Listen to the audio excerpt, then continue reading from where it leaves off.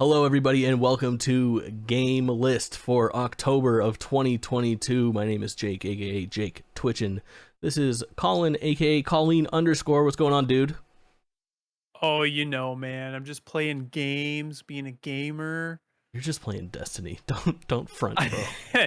Whoa. That's a game. We'll see who's That's a covering what for game. recent releases and see who's just playing a bunch of Destiny.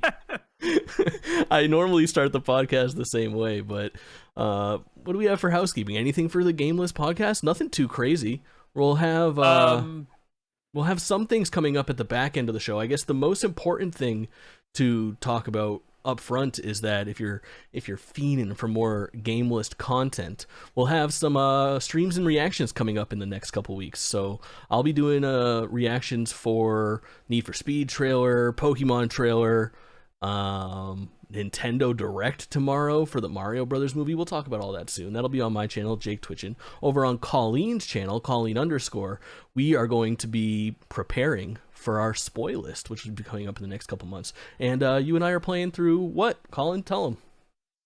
Final Fantasy VII Remake Intergrade, specifically just the intermission mission. Intermission, yes, the Yuffie content, baby, the good stuff. Really looking forward to that, so that'll be really fun. So a lot of content coming for GameList on both of our individual channels, and of course our GameList channel at GameList Show on all platforms.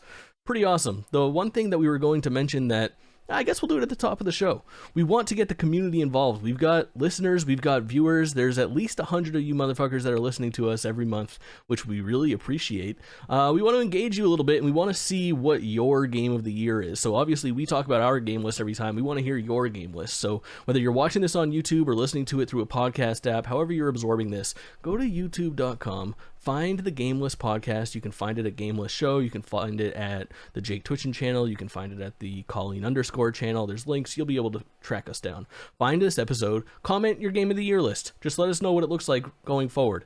Every month we will go through those, see what other people are claiming as their Game of the Year, and try to involve that in the show a little bit. I think it's a good way to gauge. And then at the end of the year, we'll have that full breakdown. So we'll talk about your lists on a month-to-month basis, as well as our game list on a month-to-month basis. I think it's a good way to get everybody on the same page. See, it's not just a two-person show. It's everybody who's listening. Everyone's got a goatee list. Let's see what yours are looking like. Let's get to the good stuff. Let's get to something that's not making my Game of the Year list, that maybe made it in 2016 or 2017. I don't know. Who could tell? Today is October 5th, which means yesterday, Overwatch 2 launched. You got a history with Overwatch? I played Overwatch a little bit. Overwatch 1, I think I got into it about 2 years ago. Okay, so I was an Overwatch 1 guy from launch. Super hyped off of it. And I actually played Overwatch 2 at BlizzCon 3 years ago, the last BlizzCon that was in person, and I have the same thoughts on it then that I did now, and it sure does feel like Overwatch. It is a new free-to-play experience, but really it's just kind of, slightly upgraded graphics, it feels like patch content, when a game comes out, and it's our big 2.0 patch, but in all reality, outside of naming it Overwatch 2, it is just a patch, I guess, is what you can kind of boil it down to. They're not charging anybody for it. In fact, if you own Overwatch 1, you get all of the content that you had for Overwatch 1 and more. If you're a new player, it's free to hop in. I think overall, it's a step in the right direction for a franchise that was massively popular and has been waning in popularity since. So, I don't know. Initial impression's pretty good. It's worth saying that it's been a pretty tough 24 hours for this game. It literally, servers went live yesterday around 3 p.m. Eastern time. It's 3:15 p.m. now. First 24 hours have been tough. A lot of issues logging in. You downloaded but didn't try to get in yet? Is that true? I downloaded it so we could play together, and then I realized you had already played. Yeah. And then I deleted it. Yeah, because I get it. I just saw people waiting to get in a match. I'm like, I'm not gonna sit here and wait to play a game. Like, if I've got time to play a game, I'm gonna play. Once it's like readily available, maybe worth hopping in and easy to get into a game and whatnot. But it came down to like I started the install at like 250. I ended up trying to load into the game for 3 hours while I was just kind of passively working on other things. And then by the time I was able to, like, I had my PC trying to log in the entire time, and then I had in a little window my PlayStation 5, and then all of a sudden my PlayStation 5 popped and I got in. So I was like, okay, I gotta capitalize on this. I gotta get in here and just like stream it while I can. I hopped on, I streamed 3.5 games, about 45 minutes of content, and then spent the last 15 minutes trying to get back in after it disconnected me, and I couldn't. So I just called that a Overwatch 2 demo. Posted to YouTube if you want to check it out. But outside of that, I spent the remainder of the night trying to get in on PC. Eventually I was able to get in the evening time. Once it was like 11 p.m. I was able to pop in for a little while, but again, still not very reliable. Still having a pretty tough time. But I don't know. Yeah. It's Overwatch 2.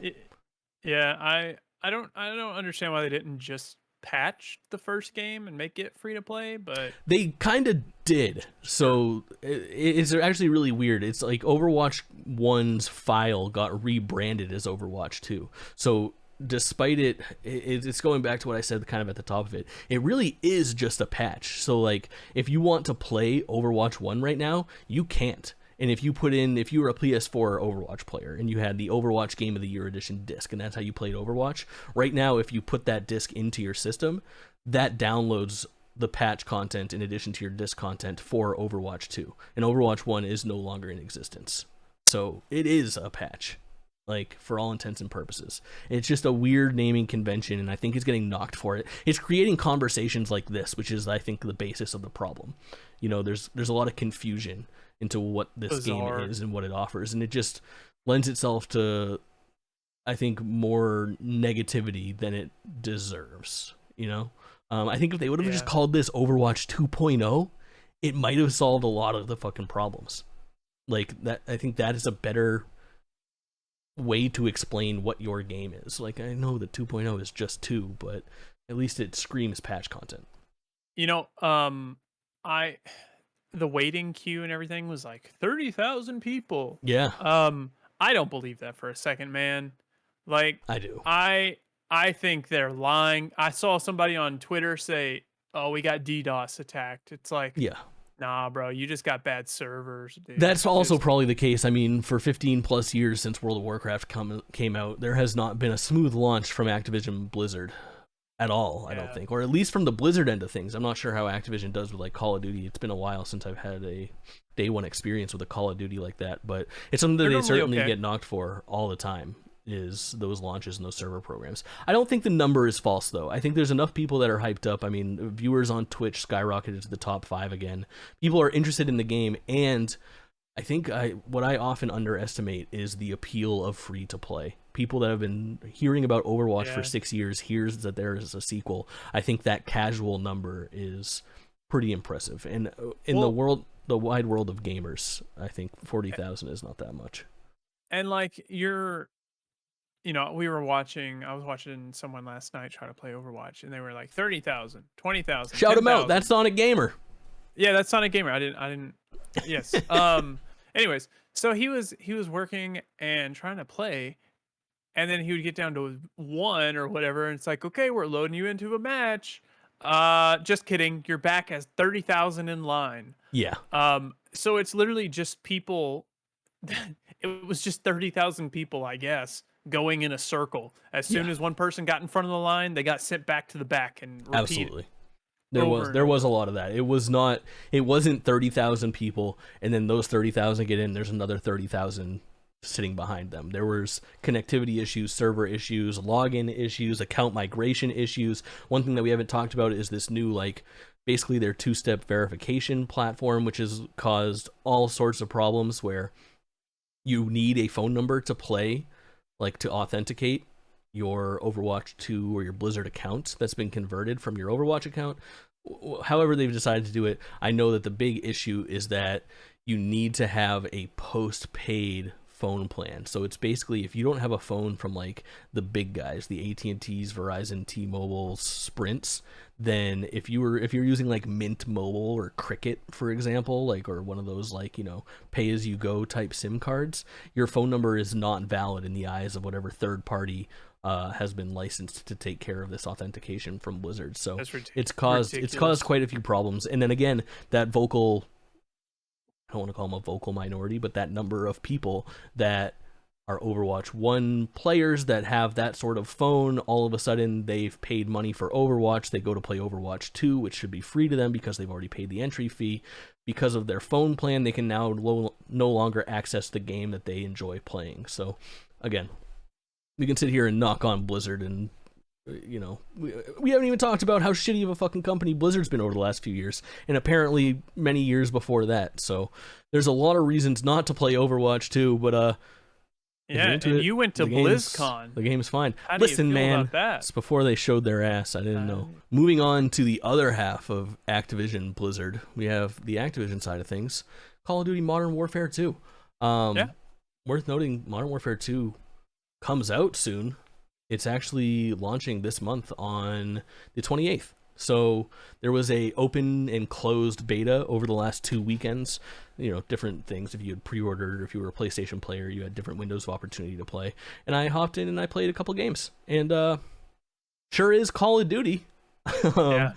It's weird. I mean, they call these things open betas, but I think in the grand scheme of things in the video game world, beta has just become this term that's thrown around. Alpha and beta are supposed to be your first 2 renditions of playable game. You don't put out a beta of a game that ships in a month. That is at least your 6th or 7th iteration of that video game. It's more of a server test than anything. It is indeed. And I think with Call of Duty, it's tough because you have that idea of beta in your head, they'll iron out the issues in the next month. You're looking at pretty much the final product in a world of things shipping in an unfinished state, and this is not going to be any exception. There's, some minor issues. All in all, it seems like it functions well. I don't have much revolutionary to say. I mean, the last time I really enjoyed a Call of Duty was that last Modern Warfare reboot. Yep. This is a sequel in that universe. It brings back all of your favorite Call of Duty characters. Go on, how many Call of Duty characters can you name? Soap, Ghost. Yep. There's one more. There's only 3 icons. God. Soap, Ghost, and he's got a mustache and a cigar. I know. It's all gillied Price. up, bro. Price. Yeah. Price. So those 3 are there, and then a bunch of other people that someone's shaking their fist at us right now, saying, "No, you forgot Captain Sargent. You forgot Kevin Spacey in Advanced Warfare." No, we have erased that from memory. Actually, that's not speaking a of which, thing. There's a rumor that came out today saying that Advanced Warfare 2 is coming in 2025. Yeah, that goes I'm back to what we were excited talking about last time, where there's some weird stuff going on with obviously the Activision Blizzard Microsoft merger that looms, and taking a year off of Call of Duty. And then in addition to the Advanced Warfare rumor from Sledgehammer, is that Call of Duty Modern Warfare 2 in this year off is going to get paid DLC for the first time in a few years. Did you see this part? I did not, no. So it's basically a $30 map pack that is going to be a season 2 type of, I guess they can't really use that because their seasons are a different thing now in Call of Duty, but basically a full old school style DLC where pay this nominal fee, which will gain you access to maps from Advanced Warfare, Black Ops, Call of Duty, Modern Warfare, all sorts of old school stuff from all 3 companies, because everyone has their hands in this one. Yeah, I'm okay with that. That seems fine. The chances of me being interested in that are slim to none, but... You think they're going to have the season... all right, trivia. We're going to talk about it in a minute, but what is the bad season in Harvestella? Oh, fuck. It's the season of... Oh, it's nightmarish. It's, fuck. What is it?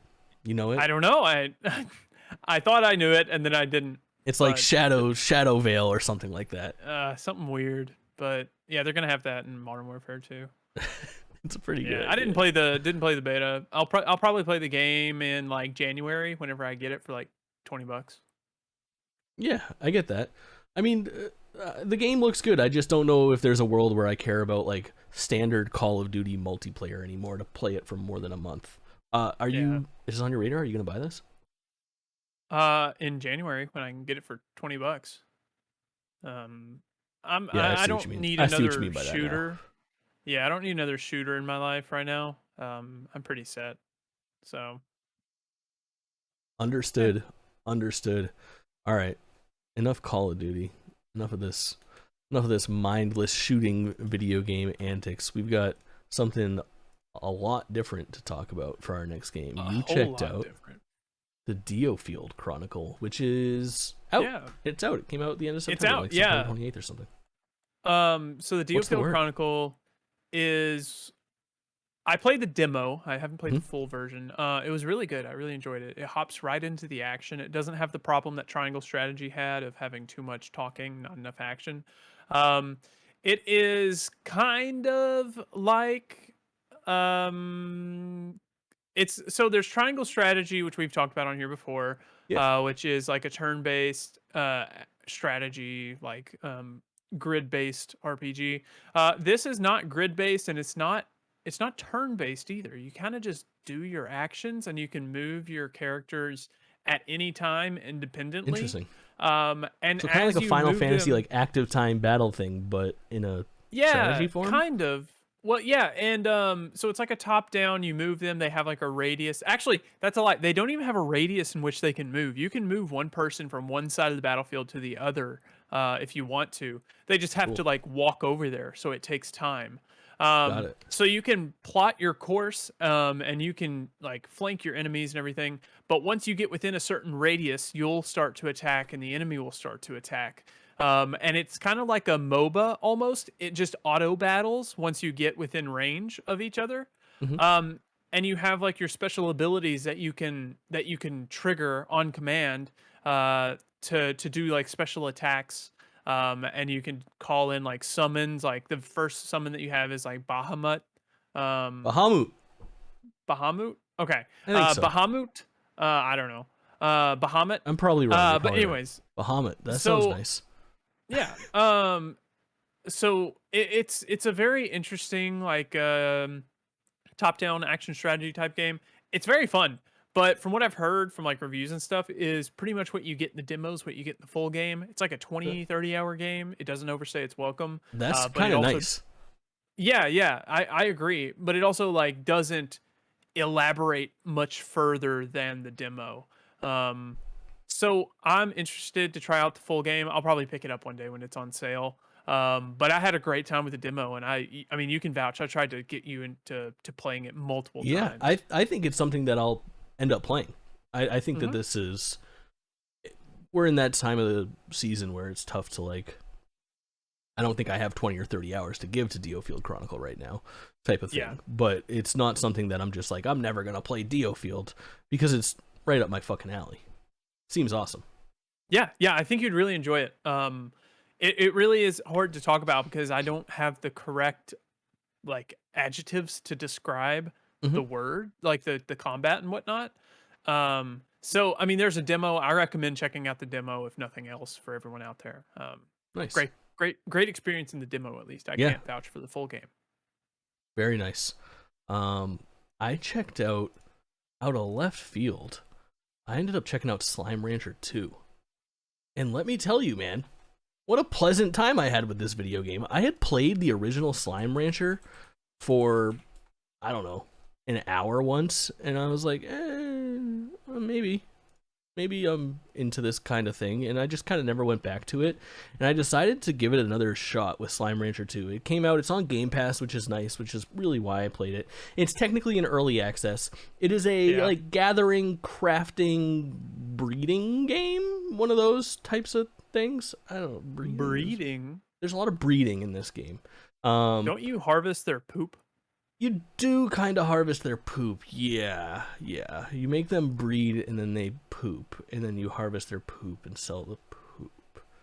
Well, anyway, Slime Rancher 2 is actually a pleasant surprise. I love it. The thing that I found was after I played it for like 5 or 6 hours, I started to see where the content cut off. You can see that it's built for more. It's certainly an early access game. To the point of I sort of maxed it out, or more like I saw the end, or I saw like where I was going to be gated, and I was like, okay, we're running out of content here. I've got what there is to get in this game. And for comparison, I went back to Slime Rancher 1, and I was like, do I like this thing? And I ended up putting in like 15 hours into Slime Rancher 1. And let me tell you, Slime Rancher 1's a fucking treat as well. I owned it on Steam from back in the day, and it's fantastic. It's a jolly game.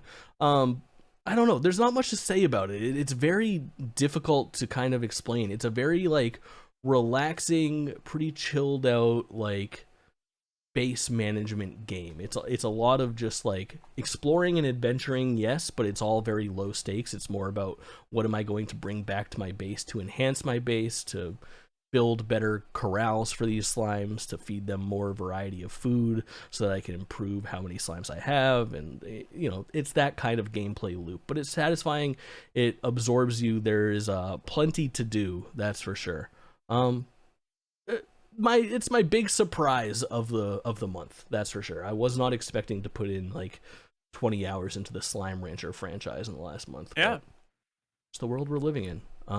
Nice. Honestly, just a really cool, surprising little fucking video game. Had a blast. I can't recommend it enough. I mean, I would say just hop into Slime Rancher 2 and see if it's for you. Like, it's the right price. If you're super into it and you can't wait for more, maybe go back to Slime Rancher 1.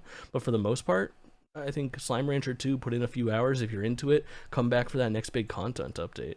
Pretty cool. Yeah. On the same note, I played some Grounded, which hit 1.0. This is the Obsidian developed survival game. You know about this game? Yeah. Yeah, it's like Honey, I Shrunk the Kids, but it is like Honey, I Shrunk the Kids. It's a little person, big world. You're outside in a like gigantic yard in the front of your, I don't know, house, I guess. Yeah. It is pretty standard stuff, survival. Like, I don't know. It's tough to explain. I'm finding myself being like, I'm not a big survival gamer, and I guess maybe I am. It's the right tone for me. The thing about it is that there's a lot of creepy crawly bugs. This is the one that kind of made like waves when it came out for having that spider slider. You'd heard about that, right? Yeah, so if you're not into spiders, you can like turn them off and they turn into these little nightmarish orbs, which are possibly worse. But it's a very cool like base builder. You're going around upgrading gears that you can take down better enemies. Those enemies you use to make better gears. You can take down the next set of enemies and craft better items for your base and weapons and the whole 9 yards. Standard gameplay loop, but again, Game Pass. I played it with the fellers from the Jake Twitchin streams, Squanky, Evco, Hooper, and we've had a blast. We played it once while we were just sifting through games to try out, and we ended up playing it again the next night because we were all kind of like thirsting for it. Really, solid little video game. Not that much to say about it. It's one of those things where like you see it and you're like, maybe it's for me. If it's maybe for you, again, the right price. Give her a go. I've had a blast. Yeah. I'm honestly looking forward to playing it again. I might have more to say about it next time. It's in the rotation right now, basically, is where we stand with Grounded. Pretty cool. Now, you played a little nightmare. You checked out Trombone Champ? Trombone Champ. It was actually a great time. So it's pretty much a rhythm game, but with trombones. You have pretty much a little like a me character. It does have that Wii aesthetic to it. Yeah. You play through like license free music, pretty much just classic music, like the national anthem, Canada's national anthem, God Save the King, just all sorts of different like classical pieces of music, and then like some of them are like classical pieces of music, but with like a dubstep remix. So it's absolutely a cursed game. Like the background, normally rhythm games have like this super like stylistic background that you can look at while you're playing. This one's just like clip art that just like pops in and out. Absolutely wild. The way it like scores your like timing and stuff, there's like perfect, nice, like good, and then like if you're bad, it's just nasty. It's just like the worst one is nasty. Nasty. So like at the end, I'll have finished a mission. It's like, you got 48 nasties.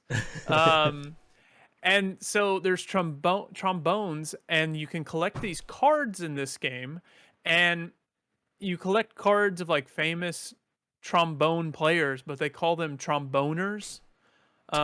So you have your like historical tromboners, uh, and like every single one of them, it has like a fact about them, and then it has like this joke running through all of them of how many hot dogs they can eat. So it's like, this tromboner can eat 63 hot dogs in one sitting.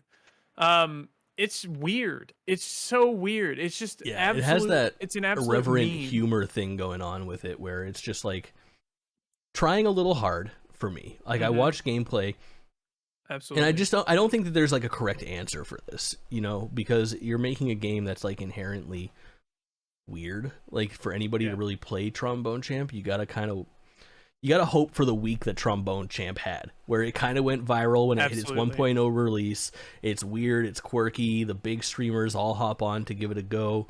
You know, you watch it, you enjoy it, you buy it, you stream it in Discord to your friends. It's that kind of like one hit game. I don't think like the world is going to be clamoring for Trombone Champ 2, but it's an interesting little enigmatic game. Like there's not much like it, and it's really interesting to me how it rips off that like me aesthetic from like 10 years ago in popularity, but it does it in like, I don't know, it's like at the same time it's as charming as it is grating. Like it's interesting, but the gameplay looks sound. It looks like mechanics wise it's right up my fucking alley. Personally, cool. I think I had more fun watching people play it than playing it myself. I get that, and I bet people watching you play it on twitch.tv/Kaulin_ had a better time than you were having playing it, even they were watching it.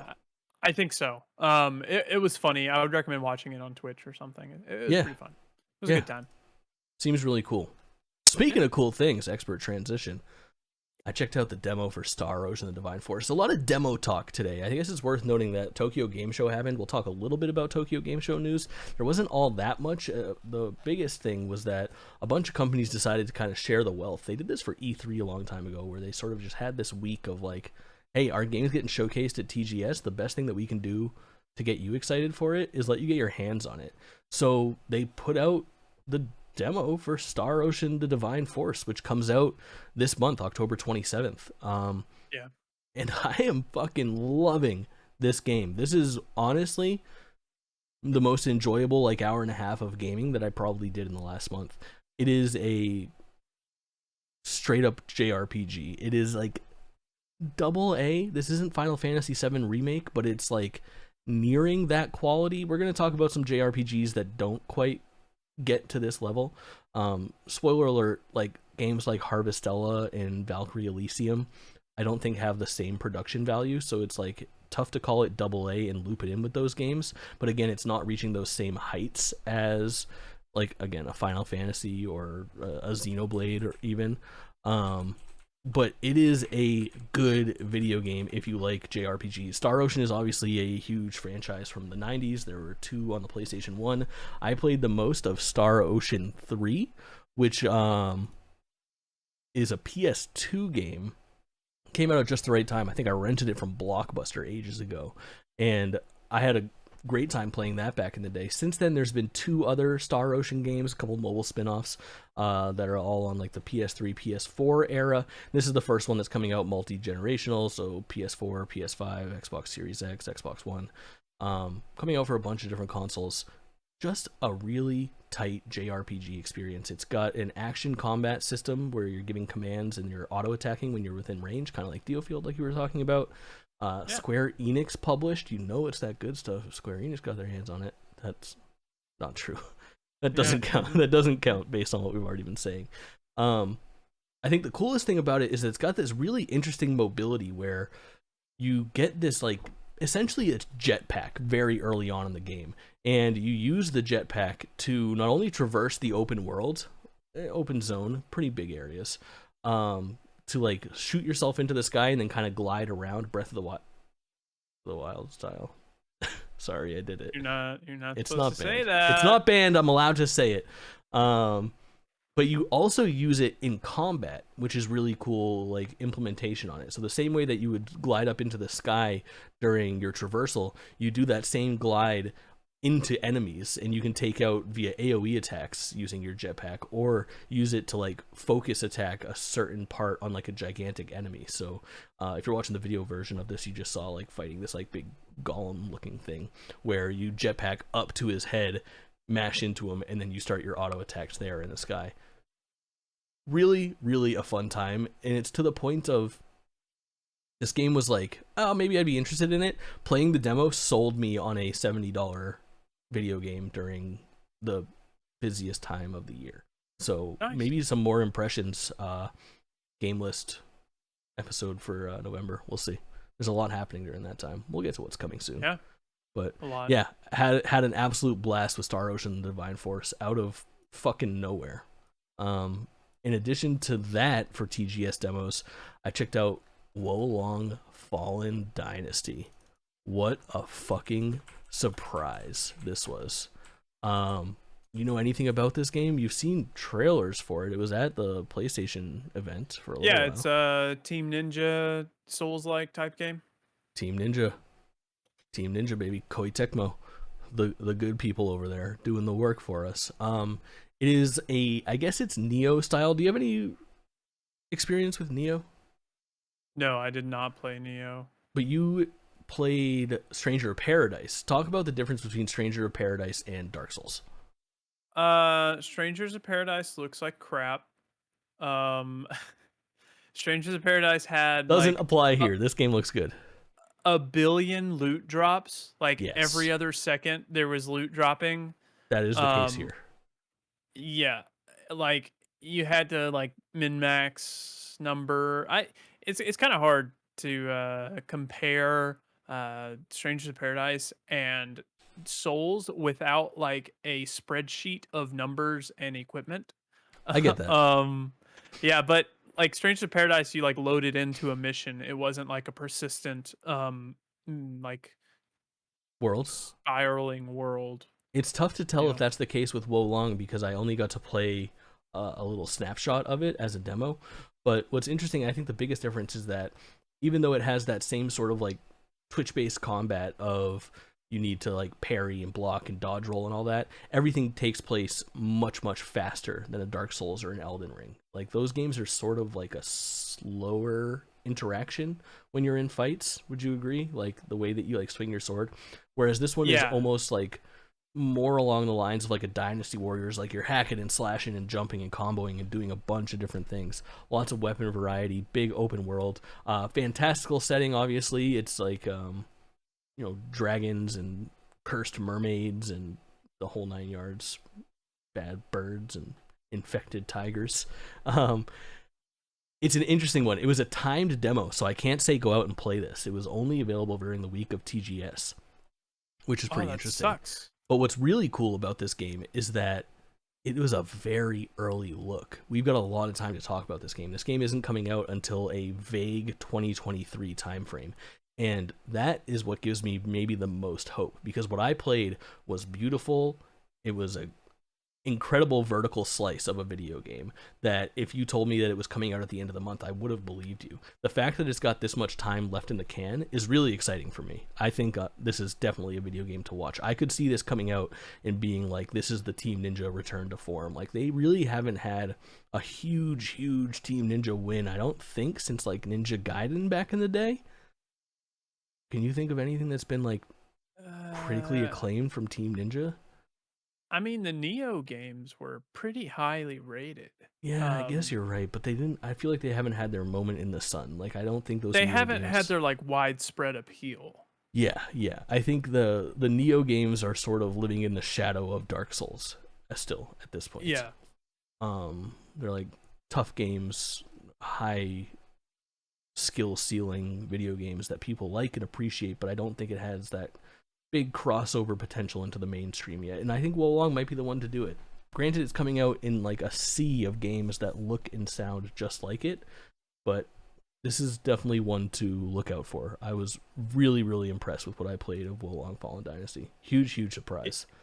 And I think after Elden Ring, every Souls-like game has a better opportunity now because it finally like broke Yes. into the wide markets. Yeah, I would Um, agree. so I would I, certainly I agree. wish I had to check this out during the weekend. I thought it was like a persistent demo. I didn't know it was Yeah, no, I think it's a over. timed I demo. could be wrong. It's worth checking out, but yeah, extremely good time with that video game. Let's continue our demo spree. You checked out, we teased it already, Valkyrie Yeah. Elysium. What's the word? Uh, This one is out now as well. Came out at the end of the month. it is. It's also actually another shorter game. Valkyrie Elysium and Diofield both are like 20, 30-hour games. No shit. Um, yeah. I had a good time with the demo. It's very similar to like Tales of Arise recently, Hmm. and just like the combat and how you can summon in your friends to fight with you and everything. Um, I'm probably not going to pick it up just because I'm kind of burnt out on JRPGs here recently. It's just like Uh, standard third person action, right? yeah, just standard third person action and fighting and managing a health bar. It You match like elements to different enemies to stagger them. Um it's Is you it can watch a party trailer and based or is it just a well, single kind of. character? It's you play as a single character, but you can like press like R2 and up and then summon in what they call I'm gonna pronounce it wrong, but it's like a Einhar, which is it's like like a 1 minute party summon and then they go away. So when you summon in one of those people to fight with you, they'll fight for like a minute and you'll also get their like elemental type applied to your weapon. Oh, So cool. then you can like stun certain characters with that. And you can summon in if you have 4 of them, you can summon them all in at the same time provided you have enough like mana to do it. Got it. Um I mean it was a good time. Uh Yeah. Maybe one day when it's cheap I'll pick it up. It's just another one of these games. It's like it's coming out at the wrong time. If this was like a March or April game, I would definitely pick it up and be playing Yeah. it. It sounds like But it not didn't sell you as much as Star Ocean sold me because that's kind of where I was at. I yeah. was like, oh, there's no way I'm picking up a game like this in the middle of like God of War and Sonic and Pokemon and all these like blockbuster titles. But um, reviews are coming in already for it. It's getting like sevens, some Mhm. low eights, some high sixes. Um, Yeah. one of those mixed bags. If you're struggling to scratch that JRPG itch, maybe Valkyrie, but maybe wait for Star Ocean. Yeah, it's pretty much if you made Norse mythology Japanese. That's what this game Yeah, is.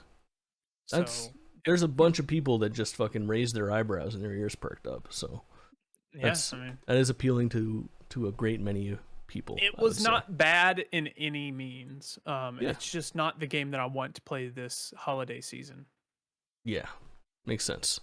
Um, But you know speaking what of was bad? speaking of games we don't want to play this holiday season, people come to GameList for the sweet transitions. I fucking know they do. I know they do. Absolutely. I have no doubt. Harvestella fucking sucks, man. Like, you heard us talk about this on GameList maybe 2 months ago. It was shown off at a Nintendo Direct, and I was so amped off of Harvestella. Like, Mm-hmm. apparently, this is basically bad Rune Factory. I thought it seemed very unique in its like having its farming mixed with JRPG, but apparently this is not all that original. The problem is that this game tries to be a jack of all trades and it's a master of none. I hated the farming, I hated the combat, I hated the fucking story that it shoves down your throat. And worst of all is that they put out a demo, and the demo was just a slog. I didn't even finish it, to be quite honest. It was just such a fucking snooze fest that I was like dying. It was the worst opening hour of a video game that I've played in a really long time. It was like 45 minutes of story and exploration, 7 minutes of farming, and 8 minutes of combat, and none of it was good. Quietus. Quietus! That's what it's called. Quietus. Too Call of fucking Duty's funny. having a season of quietus from Season the of quietus. 2023 year since there will be Yeah. no release. Of course, of course. Yeah. Um, yeah, it's just not good, man. I mean, maybe there's a world where this thing comes out and it is like low key something like worth checking out for you. I don't know. You'd have to be a pretty specific type of gamer. I have a feeling this game comes out to like 5s and 6s. It just doesn't feel good, doesn't feel fun to play. It sucks too, because this is like clearly something that I was amped on. You were amped on. We talked about this. This was like when the trailer came out, people saw this, they were like, Square Enix take on a Rune Factory could be something really special, and it just is not the move. And the worst part, go ahead. Well, I was just gonna say, it's pretty much like, please play this demo before you buy the game, because you will be let down. Yeah, absolutely. And it's shame on Square Enix for even giving us a demo. This is one of those games where if I hadn't have had my hands on it, I could have possibly gone out and spent $60. It's one of those rare times where putting out the demo is maybe hindering it. I can't think of anybody that played this demo and was like, I gotta get Harvestella. Oh my god, it's so good. Just not a fucking good time, man. Really just not into it. Yeah. All right, it's time. Well, you know what I'm into? Favorite segment. Welcome to the Destiny Minute. Woo! Kaulin gets to rant. I'll give you. What do you want? 90 seconds? You want 2 minutes? What's fair to you? So, go. I'll go. You say stop. I've been playing a lot of Destiny. This season's a season of plunder. Finished King's Fall raid. Very good. Please play it. Hit me up if you need a raid party. So I have been kind of struggling here recently because this season this expansion, they introduced crafting your weapons, which is great. But at the same time, crafting your weapon sucks because to unlock a weapon to craft it, pretty much you have to complete what they call a deep sight resonance on like 3 to 5 weapons. Depends on which weapon you want to craft, before you can get the pattern to craft it. To get the deep sight resonance, you have to have 3 to 5 of those weapons drop with a red border around it. That happens not often at all. So you're grinding and grinding and grinding and grinding to get these red border weapons that you need. And they're just not dropping for me, and it's driving me insane. Aside from that, I've had lots of fun on it. Still grinding almost to the max light level. Unfortunately, this week I can't get a couple of my pinnacles because they're locked behind owning some of the DLCs, which I do not. I did go ahead and buy the deluxe edition of Lightfall, so I have all the season passes for the next year after Lightfall releases. I've had a great time with this game. It is my kickback and grind mindlessly and relax game. The raids are super fun, super intricate, and once you get a team that knows what they're doing, you're gonna have a great night. Kick back with a beer and have a good time. Lightfall looks super fun. Jake, you're gonna have to get back into it once Lightfall drops, because the new strand abilities look really good. I can't wait for the grapple hook to come out. Oh, the grapple hook's gonna be so cool. Yeah. Ladies and gentlemen, that concludes our segment, the Destiny 2 minutes. Right now, named my it. Playtime's up to like 120 hours. It's the Destiny 2 minutes. It's perfect. I give you 2 minutes a show. You can rant about Destiny. Hopefully next time you don't spend a minute and a half talking about the issues that you're having with it, and you try to sell people on it. Well, I think I should talk about the issues to let people know what they're getting into. Okay. But also, Bungie's really good about patching stuff and fixing stuff quickly. Like, they've made a lot of things easier. And like, sometimes if they see they put out a challenge that's too difficult, they'll just auto complete it for everyone, because it's like, this is kind of an unreasonable challenge. So like, they've been very good about supporting and just patching and making things better along the way. Nice. I've had a great time with it.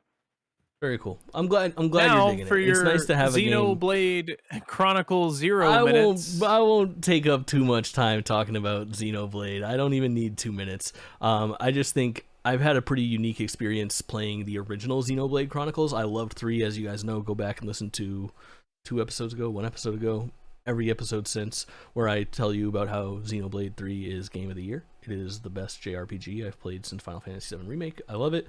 I wanted more. I decided to go back and check out Xenoblade Chronicles 1. I was stuck between doing the Definitive Edition, which is available on the Switch eShop for $60, or trying this game out on the Wii. So I bought a copy on the Wii and emulated it. And I played it on Dolphin with all of the like up-resed graphics and everything. And this game, for a fucking Wii video game, this game looks like $1 million. I could not believe the fidelity. Emulation has come a long damn way. I will say a it. long way. I will say it loud. This game for the Wii, emulated on Dolphin on a modern PC, looks better than Xenoblade Chronicles 3 does on Switch. It's really fucking awesome.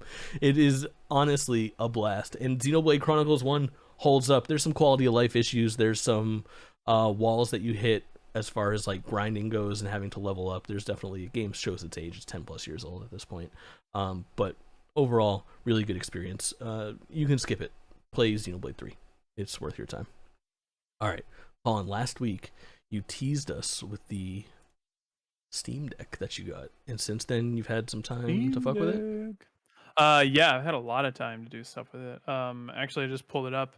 You can see I played some Vampire Survivors. Nice, that's a perfect Steam Deck game. I'm still in the camp that I don't enjoy it. I do not like Vampire Survivors. But this is also how I played the Diofield Chronicle. Oh, Vampire Survivors is getting a 1.0 release in November? Yeah, in like a week or two. I played the Diofield Chronicle demo on the Steam Deck. Since then, I have installed quite a few non-Steam games. Here you can see, if you're watching the video version, I have like all the Sly Coopers, like PS2 version, PS3 version, bunch of old PS2 games that I played when I was a kid. I have a remote play launcher on this now, so I can remote play my PlayStation in my bed. I have all of my Epic games also on here. You can get like an Epic Games launcher and play all of your free games that you've got through Epic. Nice. There's a thing that's called EmuDeck that. Oh, also true. There's a thing called EmuDeck that pretty much you can install it and it will auto install every emulator ever. So I can emulate everything up to PS3 and 360 on this Steam Deck. That's right. Obviously, I own all the games that I'm emulating and I've just pumped and dumped them. But yeah, this little handheld here is insane. I have been endlessly impressed by it. The ease of use. Just the like utility that you can get out of it. I love it. I play a little bit of Sly Cooper each night before I go to bed. It is just, it's beautiful. Like I cannot recommend this thing enough if you enjoy classic games to emulate, or if you just want a handheld PC. The Aperture Desk Job, the game that it's kind of like the pack-in game that comes with it, pretty much. Yep, you can play it outside of the Steam Deck, but it's meant you can. kind of as a showcase. It's like what Valve did for the VR Portal game, right? They did the quick like Portal hand thing. What's that game called? Oh, I don't know. I'm thinking of Half-Life Alyx. No. There's an actual like Portal VR game, or Aperture Hand Laboratory, I believe is what it's called. Where it's like almost like a little tech demo of what you're capable of doing on your Valve Index when you got it. Same deal with when you started that sentence. This is called Aperture Desk Job. I thought you were going to say Aperture Hand Job. Oh, classic. Yeah, you should definitely play Aperture Desk Job if you enjoy like the Portal humor, because it's there. It's very short. It's like maybe an hour or 2 hours. But it's free and you should play it. But yeah, I love it, man. And I'm definitely going to be tinkering around on it more. It's very fun to tinker around on and install things that you can't on like your Switch. I love it. And also, I have seen reports that people have been reserving and getting their like email to order the same day. Yep. I have a friend who reserved about 2 weeks ago, and his came in today. That's awesome. So they're pretty easy to get now. Making it happen. All right. Also, quickly, I recommend getting the lowest model version. The internals, like the CPU, GPU, everything are the same, but you just stick a SD card in there. Yeah. And you're set. You don't need to pay an extra $250 for extra storage. It's not get in. If you need more storage, you can expand it at a later date. That's actually really nice. Yeah. Yeah. Cool. All right. That's what we've been playing for the month. Let's talk about our game list, which we'll go kind of quick on this because I don't think anything changed for either of us this month. Yeah. My number one is still Xenoblade Chronicles 3. Yours is Elden Ring. I then, for rounding out my top 5, have Pokemon Legends Arceus, Elden Ring, Splatoon 3, and Shredder's Revenge. Oh, we finished Shredder's Revenge. That VOD is up on my YouTube channel. We did. And it was awesome. That was a good 6 time. players. Yeah, it really was. I was wearing a red wig. It's true. It's worth checking out. I stand by the fact I had the best dress up outfit for that stream. You won, no doubt. Hooper was close second. Yeah, Hooper wore a Ninja Turtles onesie, which is pretty impressive. I just wore like a blue bandana.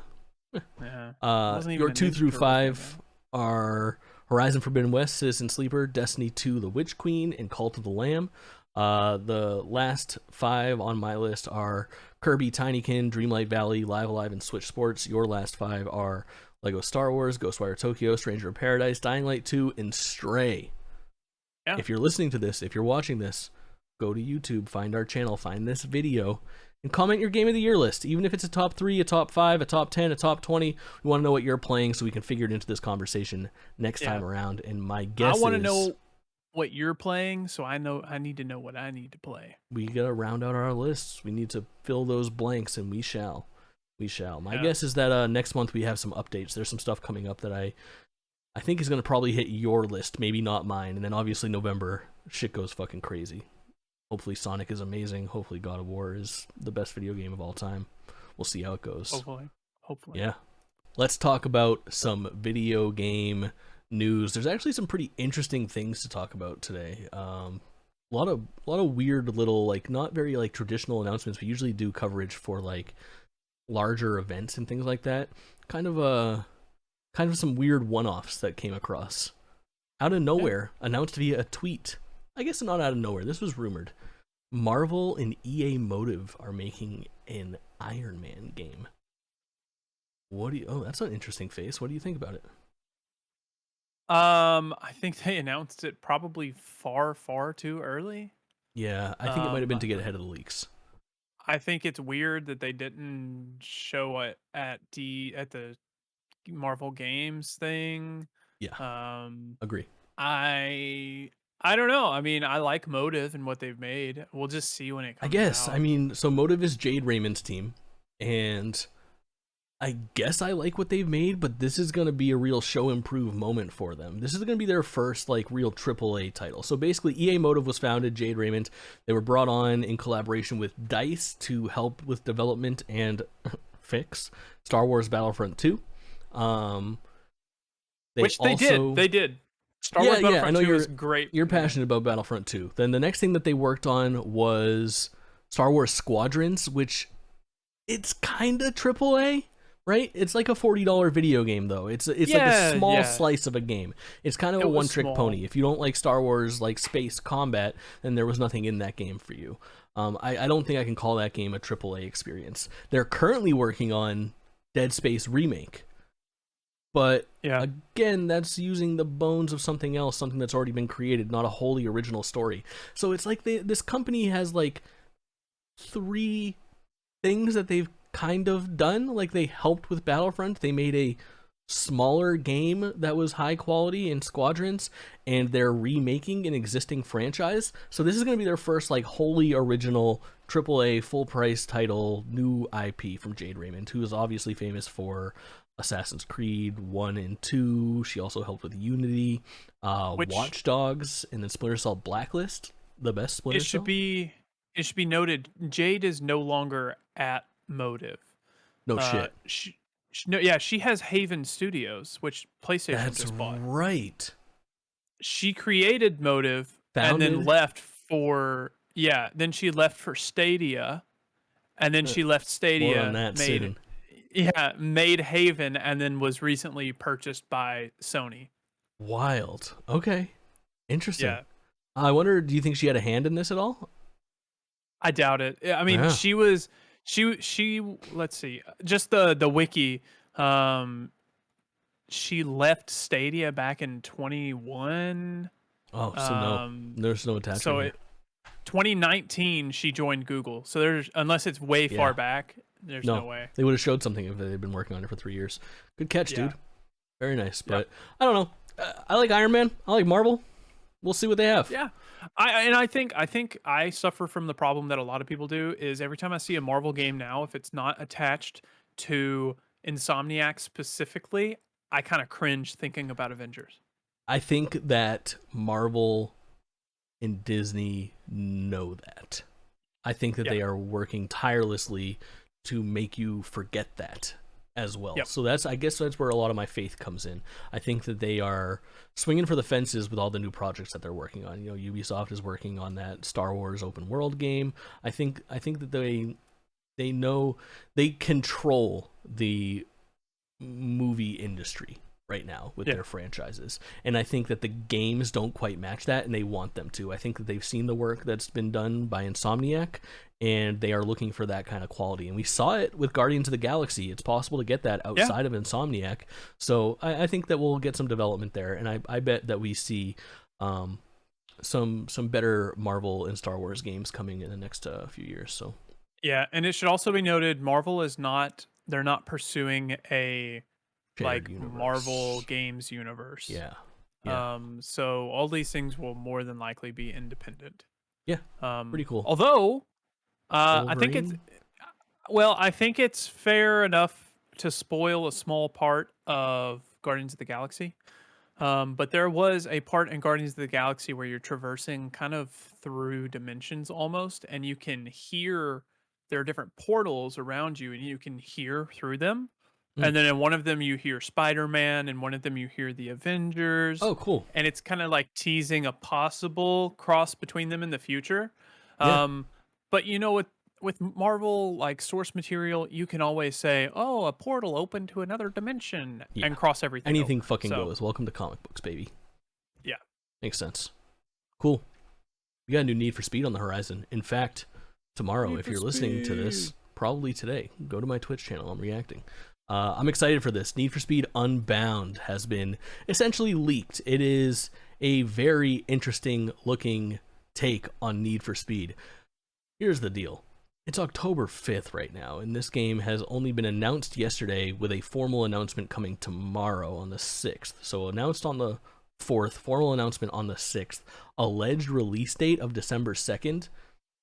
That's a quick turnaround, man. 2 months from when you finally show off your game to when it's ready. I like Allegedly, there are videos of flying around that this game's been in development since 2019.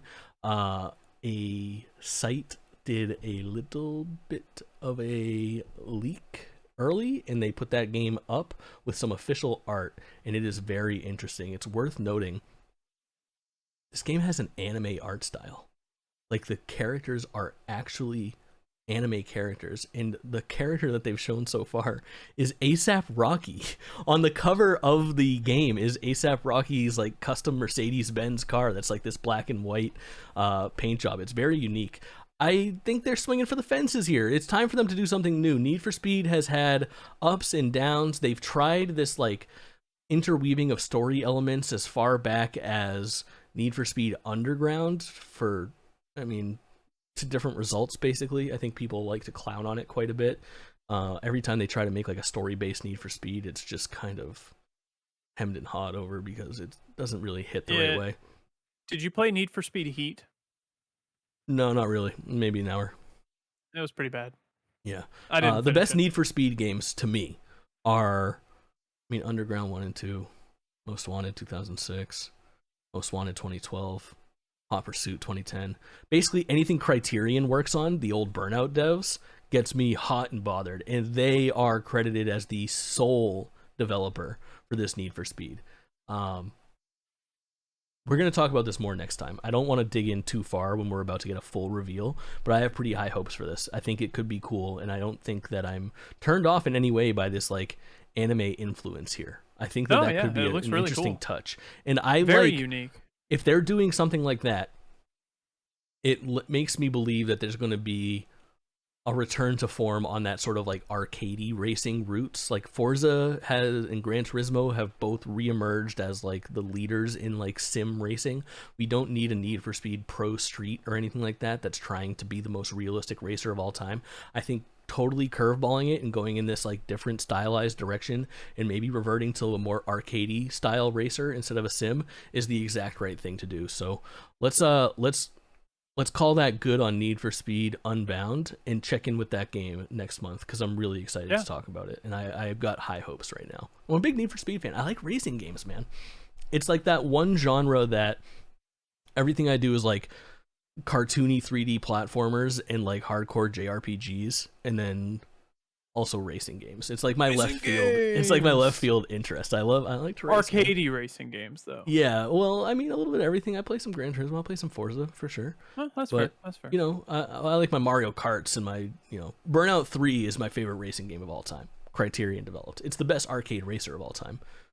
At me. I'll fucking take that to the grave, baby. All right. Okay. All right. Dead Space. More EA news. Yeah. Dead Space. More EA Motive news.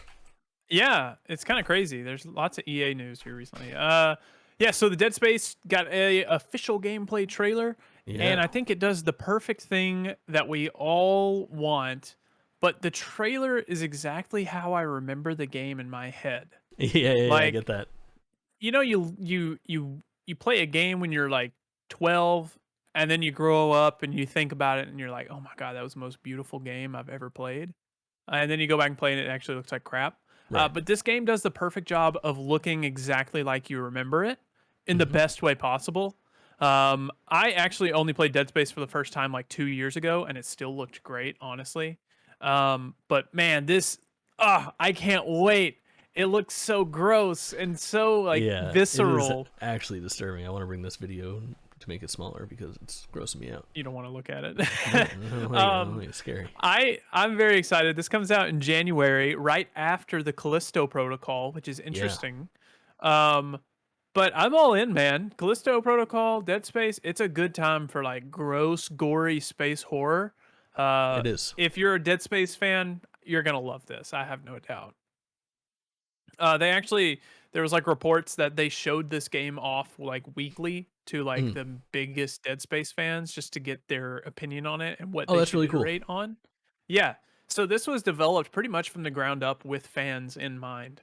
So I feel like this is going to be like the perfect example of a remaster or a remake. Yeah. I think it'll appeal to this genre has only gotten more popular since Dead Space 1 came out, and the series has been laying pretty much dormant since Dead Space 3. People have been clamoring for this remake. We'll see how it does. I think my guess is really well. I think it'll be interesting to see how it stacks up against Callisto Protocol. Interesting that they're coming out, so rapidly one after another. But overall, I think I'm pretty amped on this genre getting the right treatment at this point, basically. Are you gonna play it with me? No. Dude, can we do a Dead Space spoil list where I play and you watch? No. Oh my God, that would be so good. Or a Callisto Protocol spoil list? No. No. You're telling me I have to play Final Fantasy VII, but you won't watch me play Dead Space? Yeah, we both like Final Fantasy. Speak for yourself, man. Oh, come on. What a tease. What a tease for our next spoil list. Colin not into it. All right. Skull and Bones got fucking delayed. Imagine that.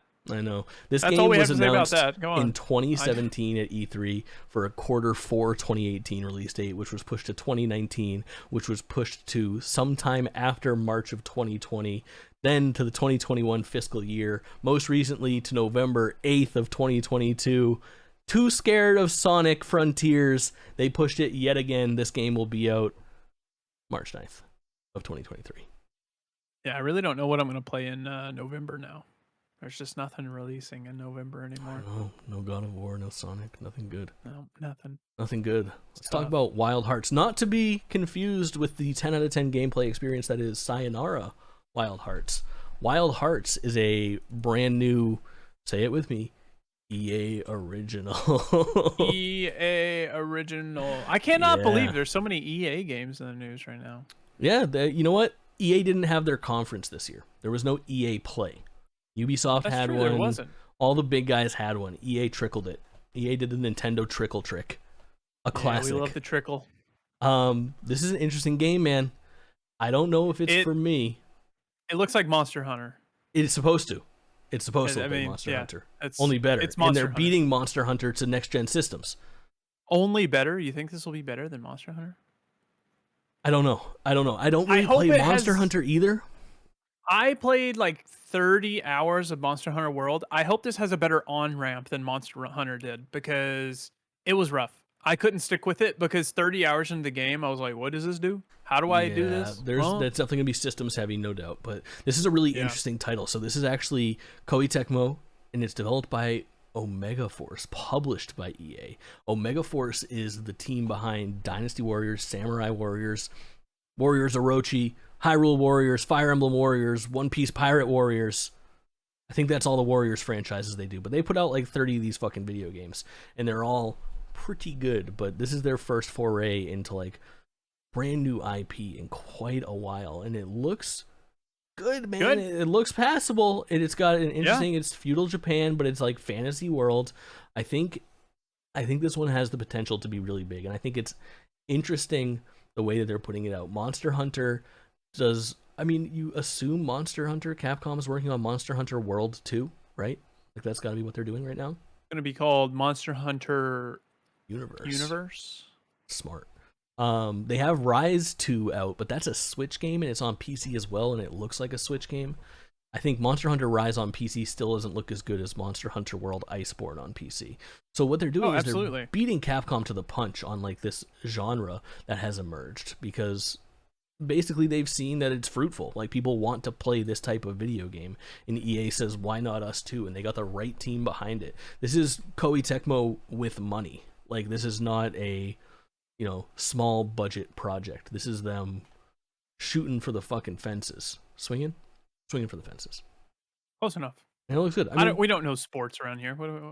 This is a video game podcast, man. Yeah. But it's interesting. It's an interesting look at the game, and I think it's one to watch. My guess is it makes a pretty big splash when it drops. Yeah.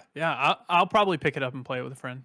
Yeah, that's the kind of. I have a close friend who loves Monster Hunter, so I see us playing this together. I definitely want to check it out. I'm very interested. Let's talk briefly about RGG Studios, which Going is crazy, man. The team behind Yakuza, but we're retiring that name. Yakuza is no more.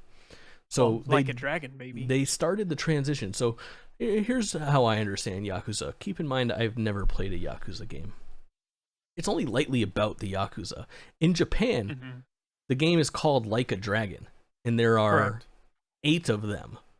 A lot. Ish. I think there's like 10 or 12. But there's also like Judgment and Lost Judgment.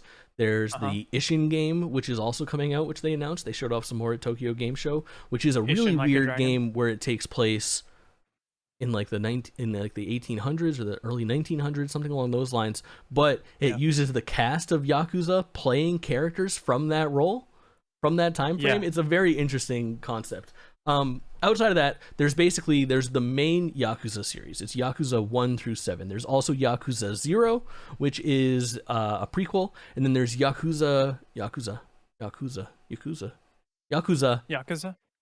Kiwami 1 and 2, which are remakes of the first 2 Yakuza games. Correct. Now, with Yakuza 7, it's Yakuza Like a Dragon, which is kind of a soft reboot where it introduces this new character, Ichiban, and Kiryu, the character from the previous 8 Yakuza games, 7 Yakuza games, 6 is 6 5 plus 0. 4 6 plus 1. 3. Yeah, we got it. We're crushing the Yakuza conversation. I want to say Yakuza more. So it was called Yakuza Like a Dragon in America. They are dropping that completely. The game that's coming out is Like a Dragon 8, and it is announced that it's a team up between the character from the first 7 and Yakuza 7, Ichiban and Kiryu. So with this game, they announced that it's coming in 2024, but in addition to that, they announced Like a Dragon Gaiden, the man who erased his name, which is a smaller game, a side story that takes place alongside Yakuza 7 Like a Dragon, and fills the gap in between Yakuza 6 and 8, Like a Dragon 8. So pretty much what we're saying is you have to start playing now, nonstop, until 2024 to finish all the games in time to understand. From what I've heard, just pick up 7. Just pick up 7 if you want to go back and check out some other games. Go watch a YouTube I read on video Reddit about that you're rest. kind of good. Like they were saying something along the lines of like it's probably worth, if you play 7 and love it, go back and play Yakuza 1 and 7, or Yakuza 1 and 6, the beginning of Kiryu's story and the end of his story. Then play the Gaiden one, and then by the time 8 comes out, with the 3 games, you've figured it out. So I don't know. Take that as you will. I'm going to try 7 before 8 comes out. Imagine telling someone, okay, watch Star Wars Episode 9, and if you enjoy it, go back and watch Star Wars Episode 1, and then go watch Star Wars Episode 8, and then you can get ready to watch Rogue One to prepare for the new game coming out. I would say that's not that far-fetched. I went to the movies to see Star Wars Episode 7 with somebody who had never seen the 6 previous Star Wars movies. And then they liked it enough to go back and watched 4, 5, and 6, then 1, 2, and 3, then went to the movies to see 8 and 9. Watching Episode 7 is totally different than watching Episode 9, and then 1, and then 8. Yeah, but those are trilogies, so you're kind of disservicing, I think, the sanctity of, like, I don't know what I'm talking about. I've never played a Yakuza game completely. I think that was a classic GameList segment, and nobody is confused, and everyone wants to play like a dragon. That's let's go what play I Yakuza, think. please. All right, talk goodness. at me about CD Projekt Red. I don't know what the fuck it is. So I barely CD like Projekt Red. I like it. They said, oh my god, people really love Edge Runners on Netflix. That's Let's true. just announce everything we've ever thought of. So pretty much, if you're watching the YouTube version, you can see it on screen. We're looking at The Witcher. They have announced Project Sirius by the Molasses Flood. They have announced a new Witcher trilogy by CD Projekt Red themselves, and then they announced Canis Majoris by a third party, which those 3 are all games set in the Witcher universe. Then we move on to Cyberpunk. There's the Phantom Liberty. A full new Witcher trilogy, I think, is like a pretty exciting thing, right? Oh yeah, like, we're it's breezing huge. over it, but people love it. It's huge for sure. Like, I'm more excited about the new Witcher games than I am about Cyberpunk stuff. Yeah. But then they go on to, well, it's like a 10-year plan. There's no way this is getting out before. I hope it's longer than 10 years, man. We had 10 years to figure out Cyberpunk 2077, and they didn't do it. Continue, and then I'll trash on CD. No, I completely agree. They're working on a Phantom Liberty expansion for 2077, and this is going to be their only expansion for 2077. I guess they ditched their 10,000 different iterations of their roadmap and said, you know what? Let's just start over. So then they're moving on to Project Orion, which is going to be a Cyberpunk 2077 sequel. And then they announced, I mean, that would work. Cyberpunk 2078. I'd be okay with that. It's better than Cyberpunk 2077 too. That would suck. You're right. You're right. Yeah, but anyways, then they move on to a new IP called Hadar, and that's also being developed by CD Projekt Red. So pretty much what we can take from this is we don't know anything about the new IP, but we can say CD Projekt Red is planning on a new Witcher trilogy. I hope it follows Ciri, because Ciri is queen. Ciri is best girl for sure. And then there's a Phantom Liberty expansion for 2077, the 2077 sequel, and then Project Hadar. So we can look at roughly 5.5 games that they're working on. Probably not concurrently, they just have plans for it. And then we have the extra Witcher stuff by outside studios. Hey, CD Projekt Red, tell me you haven't learned anything from your mistakes without telling me that you haven't learned anything from your mistakes. What a fucking bunch of idiots to go out and share this long-term product outlook. It is the stupidest shit in the world. These fucking assholes, to be quite honest, burned so many people on Cyberpunk, and I get it. It's in the middle of a resurgence. People are okay with the game because it's now in a playable state, and it's got a more positive outlook on the future with its new patch content and the fact that it is, you know, a functional video game. But these guys are doing the exact same thing that they did last time. Now, I really just hope that the internet doesn't go fucking bonkers over whatever they show next from any of these games until the proof is in the fucking pudding. Please don't pre-order any of this shit or go crazy hyped about it. I think that this is like the most backwards shit that I've ever seen. I was mind blown when I saw this thing fucking posted. I was like, the nerve of these fucking people? Fool me once. Yeah. So it's actually kind of funny. They continue their tweet where they announce these things, and then they said they broke it down by how many people are working on like what project. So if we look at Project Polaris, which is the code name for the new Witcher trilogy, currently it's in pre-production with about 150 people involved on that game, which is the new Witcher game. They say they want to have all 3 games delivered within a 6-year period following Polaris's release. It took them 5 years. 5 years. No, it took them almost a decade because they announced 2077 in 2013. It came out in 2020 and it was terrible. Yeah. So I don't know how they're going to put like, I don't know, 6 games out in 6 years when they couldn't even do 1 in 7.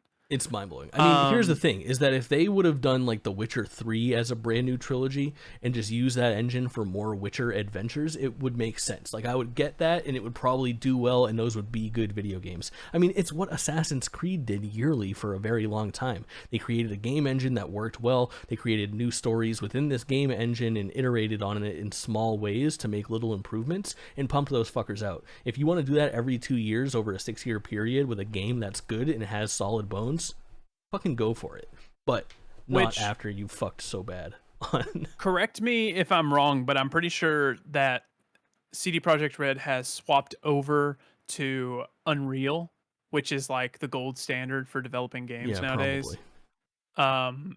So that's good.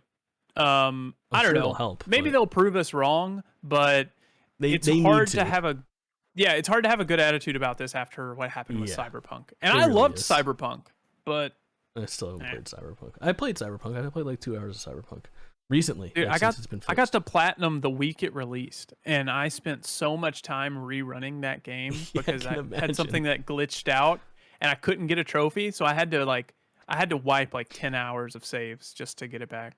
I wish that upon nobody. Yeah. All right, Kaulin, walk us through some more crazy shit. Horizon. Walk me through Horizon, everything, and walk me through this purported leak. There's a lot to go over here. I'm sitting on the sidelines, man. Okay, you tell me. We'll talk a little bit about Call of the Mountain, I suppose. Well, Call of the Mountain's a VR game coming out for PSVR 2, co-developed by Firesprite. It actually looks pretty good. I'm excited about it. But recently, a new leak came out saying, "Hey guys, turns out they're remastering/remaking Horizon Zero Dawn." Keep in mind, this game came out in 2017, only a year before God of War, Ragnarok, God of War 2018. So evidently, many sources like corroborated this rumor. I think that might be the wrong pronunciation for that word, but who knows? I'm bad with words. So many people are like, yeah, they're actually doing this. Wow. Which with, Sony's recent, I don't know, business strategy, they said, let's just remaster old games, but they're not remastering the ones that people want. If they remastered Bloodborne, nobody would bat an eye. But they're doing Horizon Zero Dawn, which is a beautiful game as it stands. So I think I have a take in this, which I think if they, up-resed it, ported it to PS5, and maybe did some like mocap for like the facial support and stuff, labeled it as like a director's cut and sold it for $30, I think that would be okay. But the problem is, 0% chance that's what's happening. 0% chance. But the problem is it's so far past, I think it's a little too far back to call it a director's cut. And I don't think it's far enough back to give it a remaster. Granted, there was a giant jump between Zero Dawn and Forbidden West, but I don't think it warrants a remake of any sort. Part of me wonders, like, if Herman Hulst is just like, hey, Gorilla, that was my studio before I got promoted to this like big Yeah. chair position. Let's just give it to him. I think there's like a couple things at play. First of all, a lot of this is speculative because it is still just a rumor, and there is always a lot of wiggle room between remake and remaster and everything that falls in between as far as what this could be. In reality, this is Sony just looking to pad their catalog, and they are looking for that big, like, I think it's all about this only on PlayStation 5 moniker, is my guess. I think that they want the faces of all of their characters to exclusively be available on PlayStation 5. Aloy, Kratos, even Kratos is getting the... I mean, do they remaster God of War 2018 in a year and a half for PlayStation 5 exclusive and do the same thing? It's all a very tough call.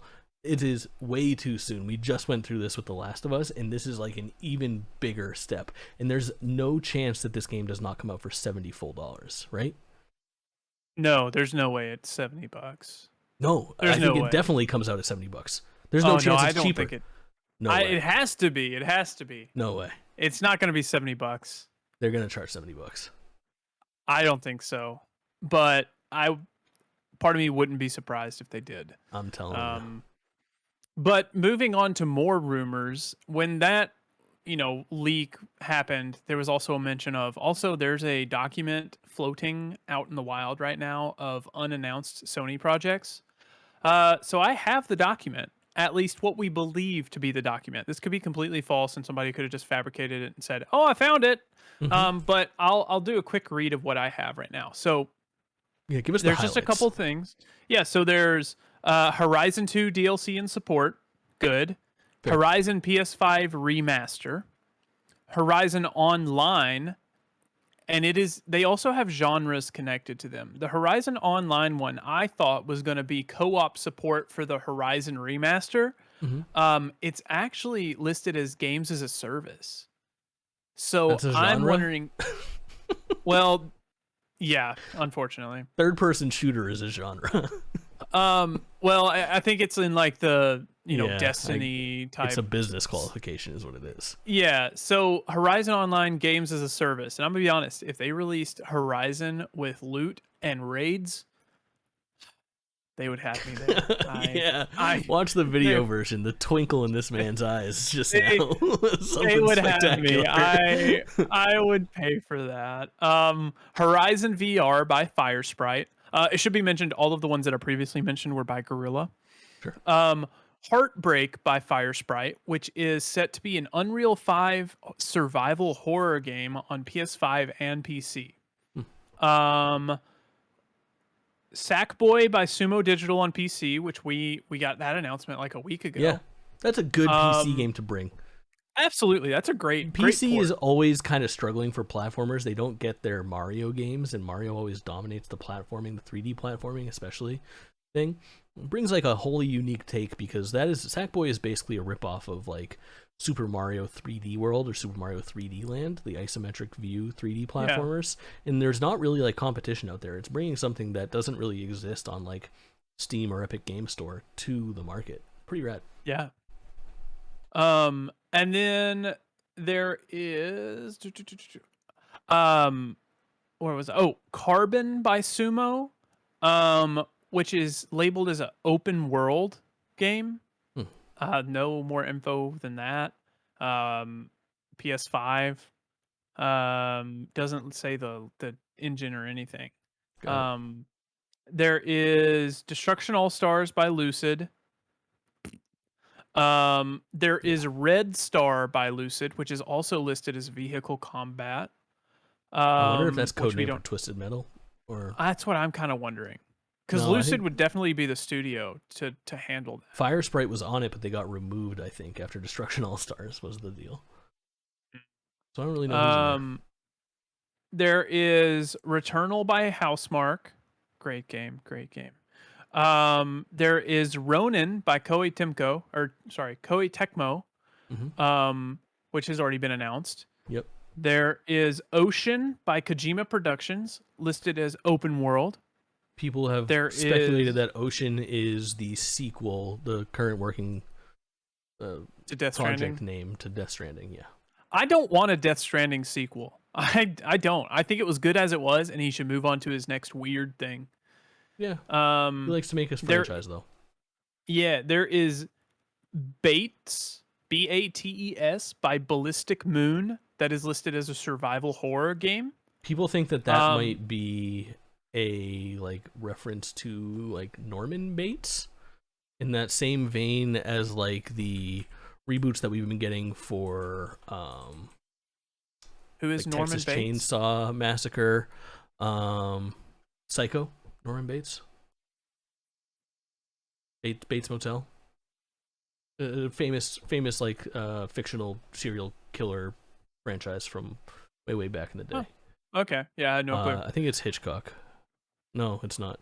But it's along those lines where I think it could be some sort of like tie-in to an old horror movie franchise like they've been doing with Friday the 13th, Texas Chainsaw Massacre, so on and so forth. Oh, okay. And then there is the last one is Camden by their London studio, and it is listed as games as a service for PS5 and PC.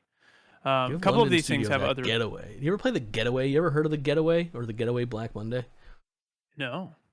It's like this weird London-based third-person shooter, open world carjacking. It's a GTA clone kind of from the PS2 era. First party, Sony.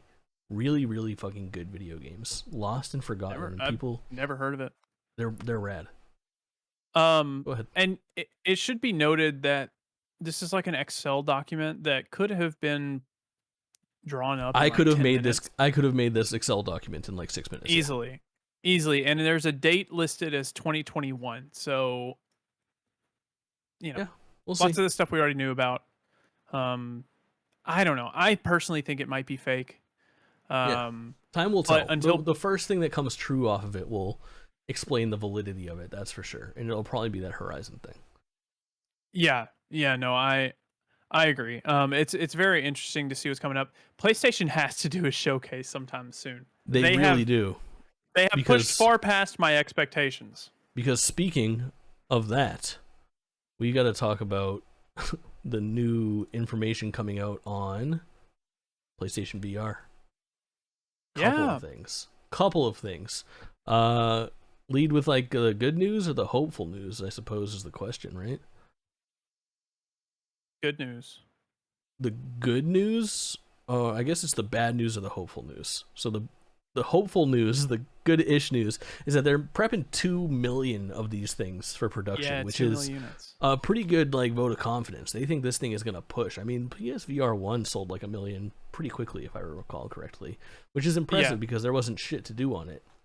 Which brings us to the bad news: is that PSVR 2 isn't backwards compatible with PSVR 1.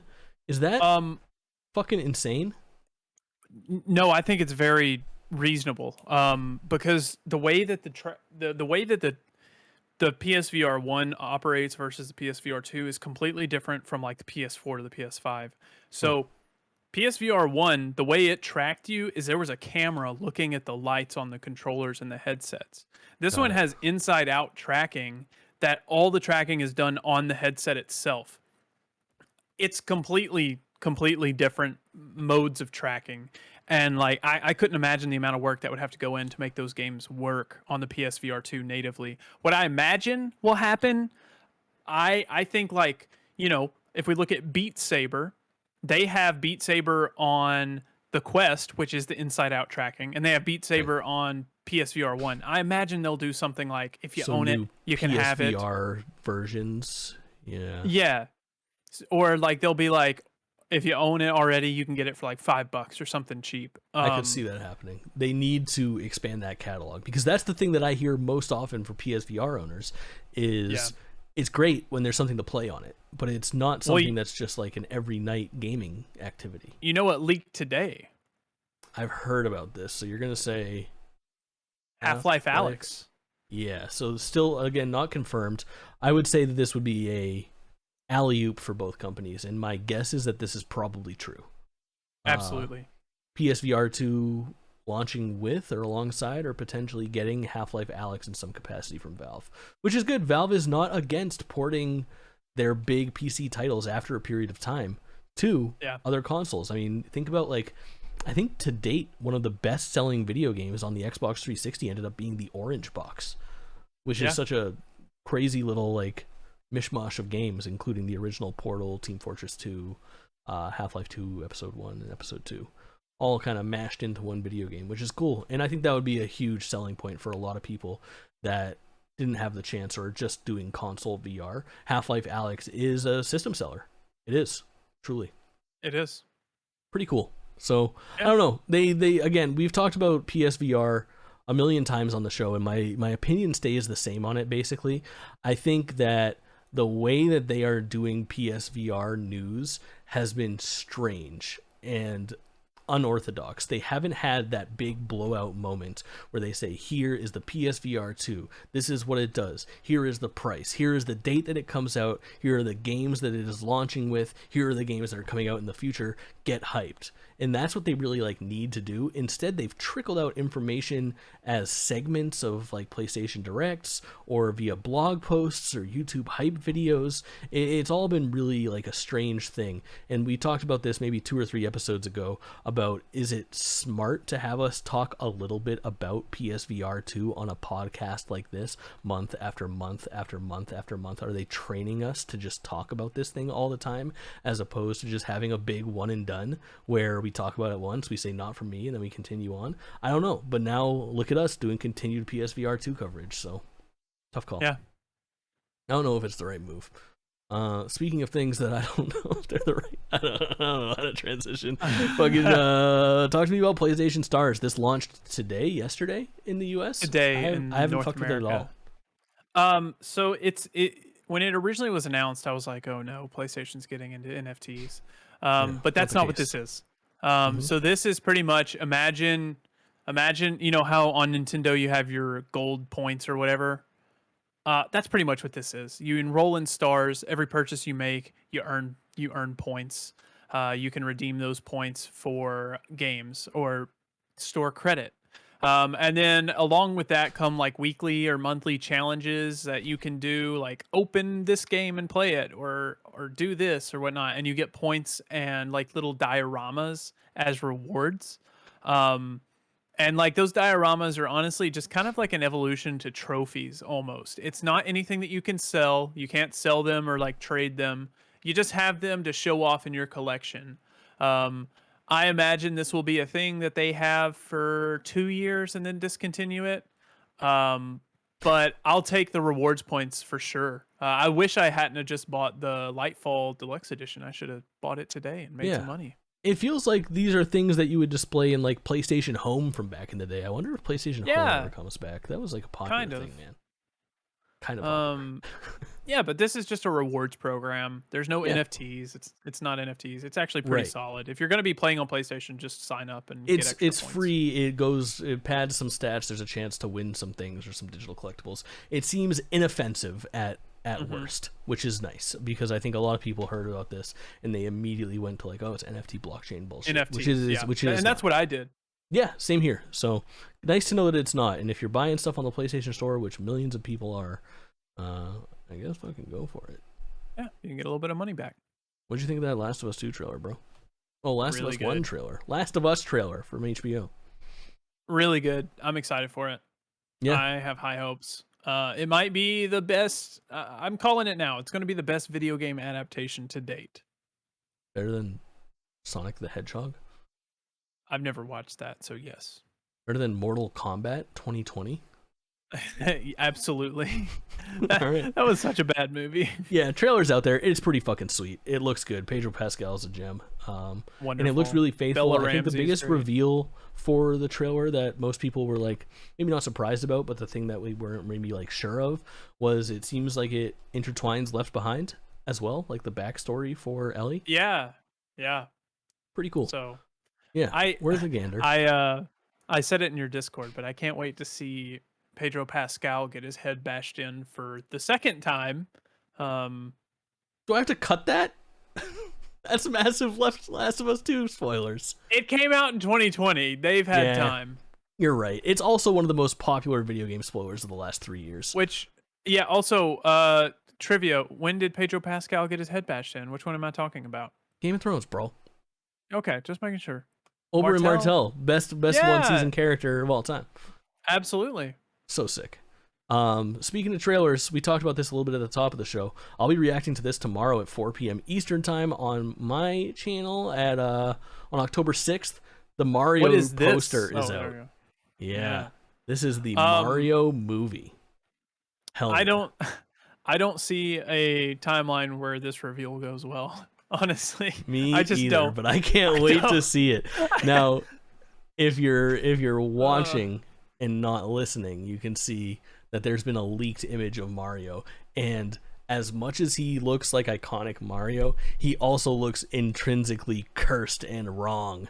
Something is off with this man. There's a leaked he just looks like Mario, man. Just Google leaked Mario movie and you'll fucking see this. There's something off. His cheeks are too chubby. His mustache is too furry. He's wearing a collar under his overalls. What's wrong a collared with a collar, shirt. bro? That's not what Mario wears. It's a t-shirt. It's a t-shirt. It's what he wears. I don't make the fucking rules. I just know that I look at this, and this looks like when you go to the store, and you go to the dollar store, and for $1 they have like an Avengers fucking action figure, and it's like cursed, and it's like cursed Batman is inside it. You know what I mean? And it all just looks like a little bit off. That's what this Mario looks like. I don't see a world where this reveal goes well, but at the same time, if Miyamoto's pleased with it, can you really argue with Miyamoto? No, I refuse to argue with Miyamoto. That's my king. So, we'll see. I'm excited to check it out. Talk to me about this drama with the Disco Elysium developers. How do you say their name? ZA slash Zaz slash Zaum? ZA slash UM? Zaum? I don't know. I don't know how to pronounce it. They're like overseas. They're like developers of Disco Elysium are going through it. It's a pretty quick story, but something I found interesting and kind of sad because Disco Elysium, while I never finished it, I did spend a lot of time with it and enjoyed it. Mm-hmm. So pretty much key members of the Disco Elysium team, including the lead writer and designer, co-writer, and the lead of art and design, were all pushed out of the company involuntarily. Yeah, so pretty much the heart and soul of the Disco Elysium team has been shoved out. So the next game that they put out might not have the same charm as Disco Elysium. And it's all pretty like under wraps, right? There's not much. Nobody really knows what happened behind the scenes, but it doesn't seem like it was on the up and up. This happened about a year ago, and we just now found out about it publicly. And like nobody really knows what happened. It's just kind of like what is wrong with that studio internally? Did it happen because of the sudden rise to fame? No one really knows. It wasn't because the quality was bad. I mean, people love Disco Elysium. It was one of the best reviewed games from a few years ago. Yeah, but the thing to really keep in mind about this is just your video game companies are not, they're not a static. They're very, video game developing teams are very dynamic, and a game that you love may be followed up by the exact same company / team, but have totally different feels just because they lost like their lead. So it's very important to follow individuals in the gaming space as much as it is studios, because studios can lose their talent and lose their these companies are not your friend. Individuality. Without a doubt. It's an interesting story. Let's just talk briefly about, I feel like to not mention it would be sacrilege. There was a massive Grand Theft Auto 6 leak from Rockstar. Yeah, there was, wasn't there? Fucking wild. I think a lot of the stuff has been scrubbed from the internet at this point, but there was like 300 short videos of like blatantly work in progress GTA 6 engine stuff leaked. And it's wild to see, and it's created a pretty big ripple effect in the video game community about like what games look like when they're in development, and it's created a lot of solidarity. Jeez, a lot of solidarity in developers that feel for the people that are working on like a leaked game, because your average Joe that clicks GTA 6 leak video and sees this is going to be like, it looks like shit. They don't understand that this game is not ready to roll. I hate it. I've gone to multiple streams and they'd be talking about it and they're like, yeah, GTA 6 looks like crap. And I'm like, that's not the game. Yeah. That is not what you're going to be sold. Where in fact, if you were versed on what games look like in development, you would actually think the alternative. Wow, that looks absolutely good. Incredible. Yeah, they're working on something really special here. It's an interesting thing. Come to find out, it was like a ransomware attack by a 17-year-old kid from the UK who has since been arrested and charged with computer misuse and being a jerk, I believe, are the official charges. Pretty wild times. Anyway, you're a jerk. GTA 6 soon come. We'll see. Yeah, pretty wild. It looked good. I will say I liked what I saw. Yeah. How much time do we spend on Google Stadia? It's dead. You get a refund. That's kind of rad. I wish I had bought like 4 Google Stadia controllers. Yeah, or like the Chromecast like bundle. Yeah. Yep. I almost did multiple times. Yeah. Would have been pretty sweet. But yeah, Stadia is dead. Google has pulled the plug on this thing. The infrastructure will remain and perhaps be licensed out to other companies in the future, it seems like, because that is good tech. The streaming behind it was good. The platform itself. Amazon Luna's already got their thing going on. I wonder how far behind that one is from getting canceled. But yeah, R.I.P. Stadia. Who would have seen it coming? Besides good luck everybody. all my guardians out there on Stadia who are going to lose their access. Yeah, there's a couple really sad stories of like, it's a thing that we like to make fun of and stuff, but there are some people that don't have access to next gen consoles or consoles in general, but they have to have an internet connection. And there are people that bought into this thing. It's from a big company like that. And the monetary value that we talk and joke about is one thing, but there is something to say for the people that did invest early and they have been playing this game. In the long run, you think about those games that you have hundreds of hours in, and if somebody told you they were going to take $60 out of your pocket, it wouldn't hurt you as much as it would hurt you to say, we're going to erase your 1,000 hour save. And that is like a really shitty thing for a gamer to go through, especially in a games as a service type of thing where they don't offer an opportunity to transfer it to another platform. There's no assistance there. I read one thing about a really hardcore Red Dead Redemption 2 or Red Dead Online player who has like 1,100 hours into the game, and it's all on Stadia, and there is absolutely no way for him to keep like playing and have his progress carry over to another console, which is really like maybe the saddest thing I've ever reported on GameList. Like, I feel for that gamer, man. Like, it sucks to lose a save. I have save files that had 20 hours that when they get erased, it feels like someone punched me in the fucking gut. So it really sucks. I would be crushed, man. Yeah. At least that is one good thing about Destiny is the cross save. You don't have to worry about never having access again. Right. Not every game is built with those intentions, and it took Destiny a while to get there. All right, it's time for Kaulin's favorite part of the show. Kaulin and I argued about this at the beginning of the show. He was like, will you put Sly Cooper in the thumbnail? I was like, no one's clicking for Sly Cooper, bro. And he's like, you'd be surprised if you clicked this video. For Sly Cooper, leave a comment, please. I'm begging you. Your comment will buy me more Sly Cooper time on this podcast. Prove me wrong. If we get a single comment from somebody that I don't know from one of our like shared communities or something like that about the clicking on it because of the Sly coverage, or even because Sly is mentioned, if you say anything Sly related during this anything as please. A comment, I will admit defeat and say that Sly Cooper is better than Ratchet and Clank and Jack combined next month. It is so Sly I Cooper like Sly Cooper also, by the way. If you're clicking this because you like Sly, I don't dislike Sly in any way. I'm just not, He doesn't like him. Anyway, Sly Cooper's 20th anniversary. Sly Cooper's so good. 20. Look at all that they did for their 20th anniversary. Okay. I take insult to that. Yeah, Kingdom Hearts so good. Look what they did for their 20th anniversary. Put Sora in fucking Smash.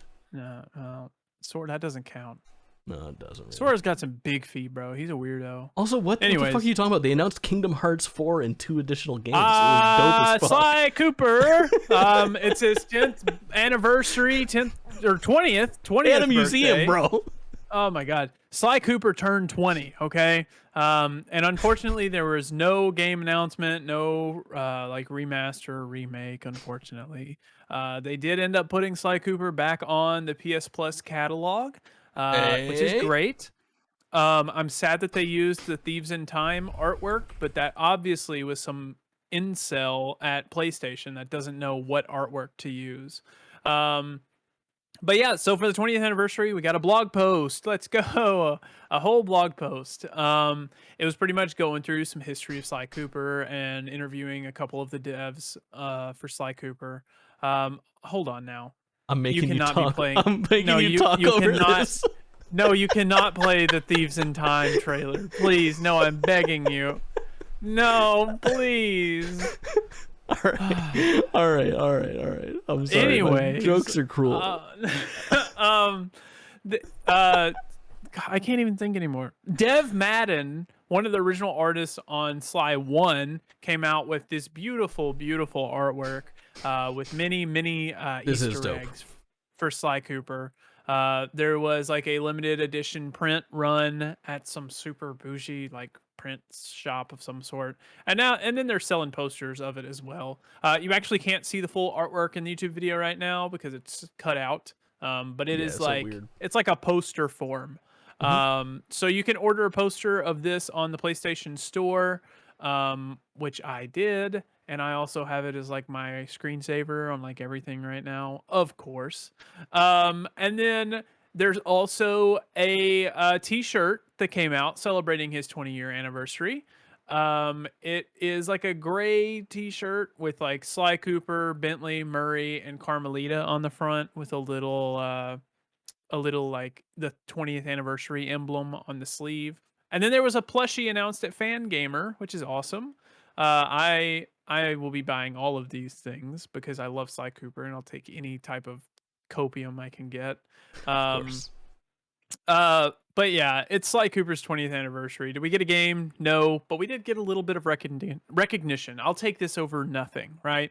Yeah. We're still getting more than Jack and Daxter. So I'll take it. But Sucker Punch did say that they've moved on to other things. I have no doubt that one day we will get more Sly Cooper. That day just can't come soon enough. Yeah, and I'll be fucking over the moon when they announce more Sly Cooper. Don't get me wrong. It's just I like ragging on Kaulin more than I like ragging on Sly Cooper. I swear to God. Also, it's a nice poster. It's a great poster. It's a wonderful poster. The very like one of the very first rewards for the PlayStation Stars is a T-Rex with the Sly Cooper cane. Yeah, I just see that. It's like the PSX demo, the original PlayStation 1 demo, tech demo dinosaur, I think. Yeah. With him picking like an apple with the Cooper cane, which is very odd, but I'll take Sly Cooper in anything I can get. Agree. Best game series ever. And so it was, which means we can now move on our news. We saved the best for last. You're welcome, Kaulin. We saved the best for last on our news segment. We will move on to what's coming up. And there's a lot of stuff. Listen, we made it. We're here. We're in the holiday season. This is a pretty good month for upcoming games. Okay, the first thing we must do is take a look at what's coming up for PlayStation Plus. And it's another good month. Yeah. Hot Wheels Unleashed for PS4 and PS5, and Justice 2 for PS4, and Super Hot for PS4. Those are 3 good games. Yeah, absolutely. But if we do that, we must, of course, take a look at what I thought could not get worse. It's time for the shit show at the Fuck Factory. Your Xbox games with gold. You would think, hey, we're not going to offer 360 games anymore. Maybe we're going to pad it up and give you something sweet. Just eliminate your program, bro. Xbox is offering Windbound and Bomber Crew, end of list, as your games with gold for October 2022. I get it. You have Game Pass. That's where you're putting your marbles. Stop embarrassing yourself. Stop it. Stop. Hey, man, it's a $44.98 value. I fucking hate it. ever gonna play those games. I fucking hate It's a choice. it. All right. Yeah. Overwatch 2 is out, so the next big release is on the 13th, Dragonball The Breakers, which they just announced starting, I think, October 7th through 10th. You'll be able to play this game for free as a early look at it. I think they have some faith in this title. It's pretty cool. It's like the 1 versus 4 lopsided multiplayer sort of experience. It's free. Go check it out. Asymmetrical. That's the word I was looking for. Lopsided works. It just sounds unprofessional. just not my greatest work there. All right. NHL 23 is coming out on the 14th alongside PGA Tour 2K23. Any excitement on any of these for you? No, but I do have a question. How many copies of PGA Tour 2K23 gets sold when a parent accidentally gets it instead of NBA 2K23? It's like a kid puts on their Christmas list. I don't think it's that bad. What used to be really bad... I want 2K23. Okay, here's the golf. I worked at GameStop during the era of Madden 2005 coming out at the same time as NFL ESPN 2K25 or 2K5 2005. A true nightmare. I bet. Yeah. It can't be more than the people that go out and they buy the PlayStation 5 version of a game for a kid that has a PlayStation 4. I think that still happens more. Yeah. Kid asks for Horizon Forbidden West and they bring it back on PS5 and they only have a PS4 and they think they're getting a PS5. Mom, you got me a PS5? Yeah. No, bro. We got you the wrong game. Sorry, sucker. Better act better for next year. Marvel hilarious. Snap comes out of early access and hits all platforms. I think it's just actually iOS. But this is the mobile card game. Hearthstone developer Ben Brode from the Blizzard days of old works on this. So apparently this is a pretty big deal. This game is good. Everyone agrees. Game is good. All right. Talk to me about why we should be excited. I feel like this is the game that's going to slide into your Game of the Year list next month. We're going to talk more about this, but Plague Tale Requiem drops on the 18th as well. Yeah, I actually don't have much to say about this game because I've been avoiding trailers for it pretty much for the past year because I just want to experience when it comes out. I adored A Plague Tale Innocence, and I have no doubt that I will adore this game. So nice. Watch the trailer if you're interested. Pretty cool. PC players get to experience Uncharted Legacy of Thieves collection on the 19th, which is a pretty big deal. Then we talked a lot about this last month, but Mario and Rabbids Sparks of Hope is finally hitting Switch on October 20th, which it looks fucking great. Looks great. Please play that video game. I'm really excited. I'll have impressions on that next month, I think. I don't know. I'm not sure. I'm on the fence. You play it. Don't make me. Gotham Knights. I'm not playing it. No, you, listener or viewer at home. Oh. What do you think the Metacritic score for Gotham Knights is going to be? Ooh, 72. That's a pretty good guess. I think it'll be a little higher. I bet it's going to be 76. I don't know. Could go either way. That's going to be on the 21st, the same day as quite a few games. So, new Tales from the Borderlands, Persona 5 Royal hits all platforms, including Game Pass. Scorn, A Somber Tapestry, also hits that day. So all looks pretty good. Those are all pretty big mid-range releases, I feel like. I think Persona 5 is going to have a resurgence in popularity hitting those other platforms. I wanted to play Scorn, and then I remembered how awful the developers were that one time. Mm-hmm. And I said, no, I think I'll pass. Yeah, super scummy. We talked about it at length already. I played the demo. October 27th for Star Ocean, The Divine Force. Another game that we've talked about plenty tonight is Call of Duty Modern Warfare 3. 2. Call of Duty Modern Warfare 2 comes out on the 28th. After that, one that we really haven't talked about tonight, but is maybe the biggest release for a lot of people in October. Same day, 28th, is Bayonetta 3. You're in on this? Okay. Probably not. Yeah, no, you know what? Me either. That's going to be a gap for me.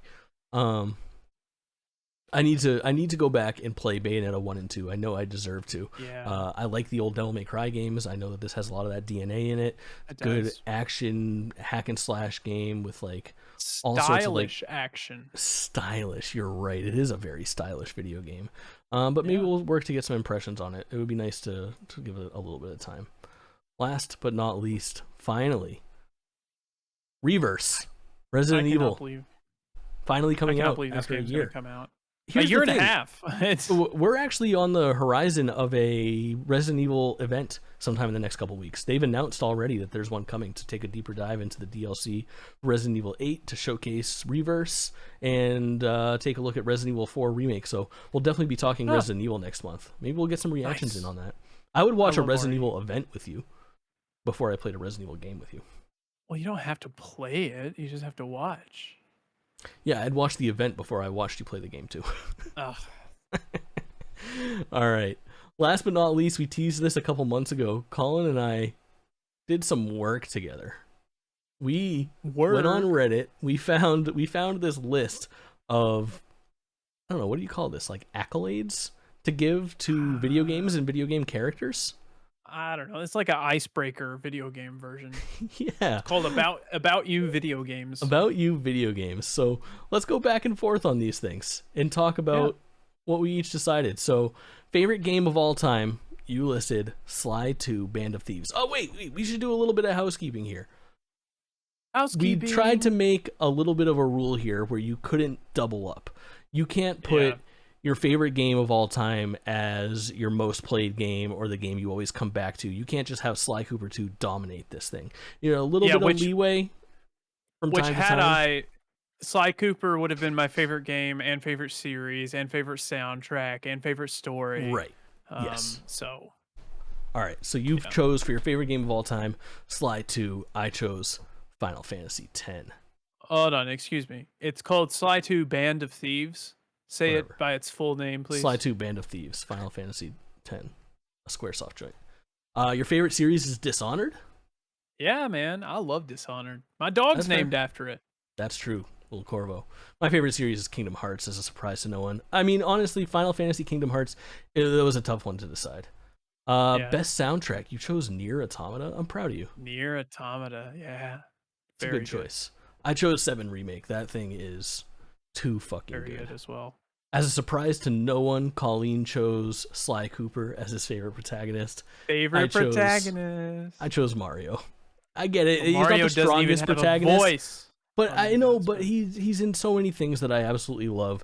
It's like the surest way to sell something to me is put Mario in it. Like I've played so many weird things because Mario is in the title. I can't help myself.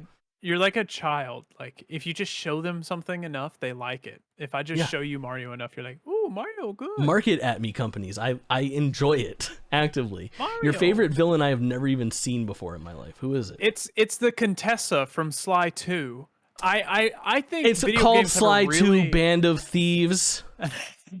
Okay, you got me there. I think video games have a really hard time making a compelling villain. So this was the last one that I filled out because I'm like, I don't even know what villain I like. Not Sephiroth, bro? I mean, I like Sephiroth, but I don't know enough of him because I've only played Remake. Yeah, that's true. Best story, I chose Chrono Trigger. You chose Last of Us. Both valid picks. And it's The Last of Us as a whole, not just the first one. One valid pick, one of them invalid. Completely wrong. Have not played but want to. You chose Escape from Tarkov. I chose Metal Gear. I never played a Metal Gear game, and I think that's right up my alley. Really? I feel like Revengeance would be your type of game. Yeah, I own Revengeance because I want to play it so badly.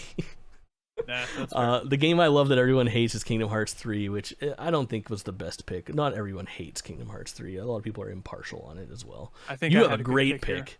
Yeah, you chose Halo 4 because I think everyone I love Halo 4. Unanimously hates that. The game you hate that everyone loves is Dead by Daylight. That also could have been I hate my Dead choice, by Daylight. but I chose Fallout 3. I just don't like those Fallout games, man. I'll be honest, I've never played Fallout 3 specifically, but Fallout's really good. I enjoy it. Yeah. Best art style, you chose Hades. I'll give it to you, man. It's modern, but I'll give it to you. I chose Jet Grind Radio or Jet Set Radio, depending on what country you live in or when you played it. You know that game? Yeah, I know about it. I fucking love it. This is like, maybe there was a game or two that came out before it, like I would say single digits, like maybe 2 or 3 games. This was the first big cell shaded game in America, and obviously that it still plays today. Like that game holds up, bro. Give us that remake. Give us that sequel. Favorite ending? You chose Outer Wilds. Yeah, so I probably would have picked Sly 3 had we not had that rule, just because Sly 3 put a nice bow on the story. But we had a rule, so Outer Wilds is a fantastic pick. I can't believe I didn't put Outer Wilds anywhere on my list. I think it's a great ending. Yeah, fake fan, dude. You like it more than I do, and it's not even on your list. I know. I'm a fucking asshole. I chose Before Your Eyes because that destroyed me, and I think about it all the time. Play Before Your Eyes, please. Play Outer Wilds. I have. Oh, I'm not talking to you. To the audience. I keep thinking you're chewing me out to play something. I'm like, I have. Favorite boss fight for me was Bowser from Mario 64. First, like, big 3D boss battle that felt just like larger than life. It fucking rocked my world. What did you choose? I don't even know who this is. You wouldn't know who this is because you're not a real gamer and you quit the game before you got there. It's Millennia, the Blade of Miquella from Elden Ring. It's I just went past her. I went past her. No, it's a side area. It's the hardest. I beat the game. I got to the ending. That doesn't mean you I have quit to beat before her. Millennia to beat the game, bro. Millennia is the hardest boss fight in the game. It is I rolled good. credits. I beat Elden Ring. Don't try to take this away from me. Your childhood game was Star Wars Battlefront 2. Great choice. Mine's Pokemon Blue. It also could have been Sly Cooper, but yeah, obviously this entire list could be Sly Cooper, except for at least say it. Except for have not played but want to. Game yeah, you that's love true. That everyone hates. No, I'm just kidding. Relaxing game. I chose Fable. I love that. You'd have a better pick though. Stardew Valley. Stardew Valley. Stressful game is Frostpunk for you? It can be stressful. Like I still love Frostpunk. It's one of my favorite games ever, but it can be very stressful, like managing resources and making sure everyone doesn't die and everything. So, I get that. Yeah. Yeah. I get stressed out by Majora's Mask. It's like the big miss that I have in like this should be, for all intents and purposes, one of my favorite games of all time. But instead, I've never gotten more than a couple hours into it because I'm stressed out by the time limit on it, and that moon kind of creeps me out, bro. I don't know if I put a time limit on it. The game you always come back to is Skyrim. It's kind of like a, not roguelike, but it's got like a time loop thing where you can roll back time, but you're basically always playing over the course of 3 days. It's basically the Outer Wilds. Game you always come back to, you chose Skyrim. I went with Ocarina of Time. I have Skyrim installed on my Steam Deck, and it's great. I played Skyrim 12 hours, one and done. Beat it. Yeah, and you didn't. He did. Credits okay, rolled. let this be known. He did not do any of the faction side quests or anything. He missed the best part of Skyrim, but I beat the dragons, bro. The dragon. Bus you rolled beat off. Alduin's banished. I won. Your guilty pleasure is Life is Strange. I want to play Life is Strange one day. It's so good. I think it'd be fun to do with the fellers. I think we'd have a fun time trying to like. Absolutely, y'all would cry if y'all all got into it. I cried at the end of Life We is would cry Strange. laughing. So My good. guilty pleasure is Sonic Adventure, one of the greatest video games of all time. Your tons of hours played is Destiny 2. Mine is Final Fantasy 14.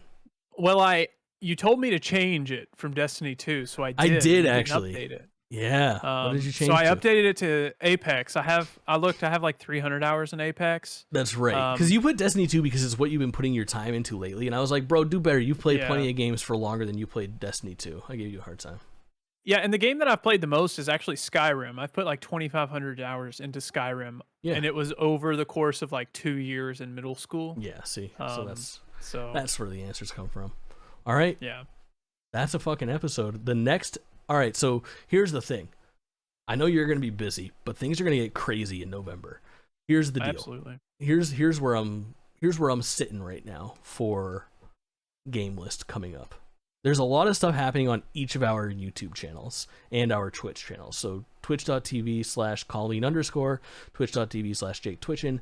Each of our YouTube channels that are under there have VODs and original content as well. There's a lot of GameList stuff that's happening between reactions, streams, things that we're going to talk about that you want further details on, you can find things there. Also, everything is available at GameList Show, Instagram, YouTube, Twitter, Twitch, you name it. We're somewhere on one of those 3 channels. Among the things that are happening, a bunch of reactions from me during the daytime over the next couple weeks for whatever they announced, including Need for Speed, the Mario movie trailer, the new Pokemon trailer. Kaulin and I will be streaming Final Fantasy VII Remake Intergrade in preparation for Spoilist that's going to be coming up before the end of the year. That'll be on his Twitch channel next week, which will be super, super fun. Really looking forward to that. Outside of that, we'll have a new GameList episode proper for you at the beginning of November, probably very early in November. I would expect like the first 3 days of November. Before God of War comes out. Then what I want to say is that things are going to get kind of fast and loose with the GameList show. So Colin and I really haven't even talked about this, but it's sort of like what we ran into last year as well. We have Spoilist to do, and games start coming out furiously, and announcements start coming out insane. I'm assuming we're going to have at least a PlayStation State of Play, if not a full PlayStation conference. What do they call the big ones? Showcase? What I will say is you're guaranteed episodes of GameList at the beginning of November, at the beginning of December, at the beginning of January, of course. But if we can find time to do so, we'll do some mid-month episodes too. Maybe in December, maybe in November, definitely in January. Why, you ask? Because Game of the Year is coming up. We've got to figure out what we're doing. We're going to be playing more games than we usually do. We're going to be working on each other's lists where we try to fill those gaps in what Colleen has played and what I have played. We're going to be looking at the list that you guys submit at YouTube on our comments so that we can know what you guys think that we should be playing and what you guys appreciate as our community's Game of the Year list. We've got a lot of stuff to do. So we'll keep you updated with each new episode as far as when the next one is coming, but my loose plan is more GameList content as we ramp up those Game of the Year conversations running into 2023. So a lot to look forward to. We're gonna have lots to talk about. Without a doubt. Colleen, what am I forgetting? Not much. I don't think we're forgetting anything. It's pretty solid. We got our plugs in. We got to thank the people for listening or watching. Really appreciate it. If you give us a thumbs up or a review, it goes a hell of a long way. We're getting bigger, but we're still pretty small. We can use every little bit of interaction that you guys can give us. We really appreciate it. Colleen, say something fancy to take us out of here. Bon appetit. Okay. Bro, French is fancy, right? It is. It is. I don't know.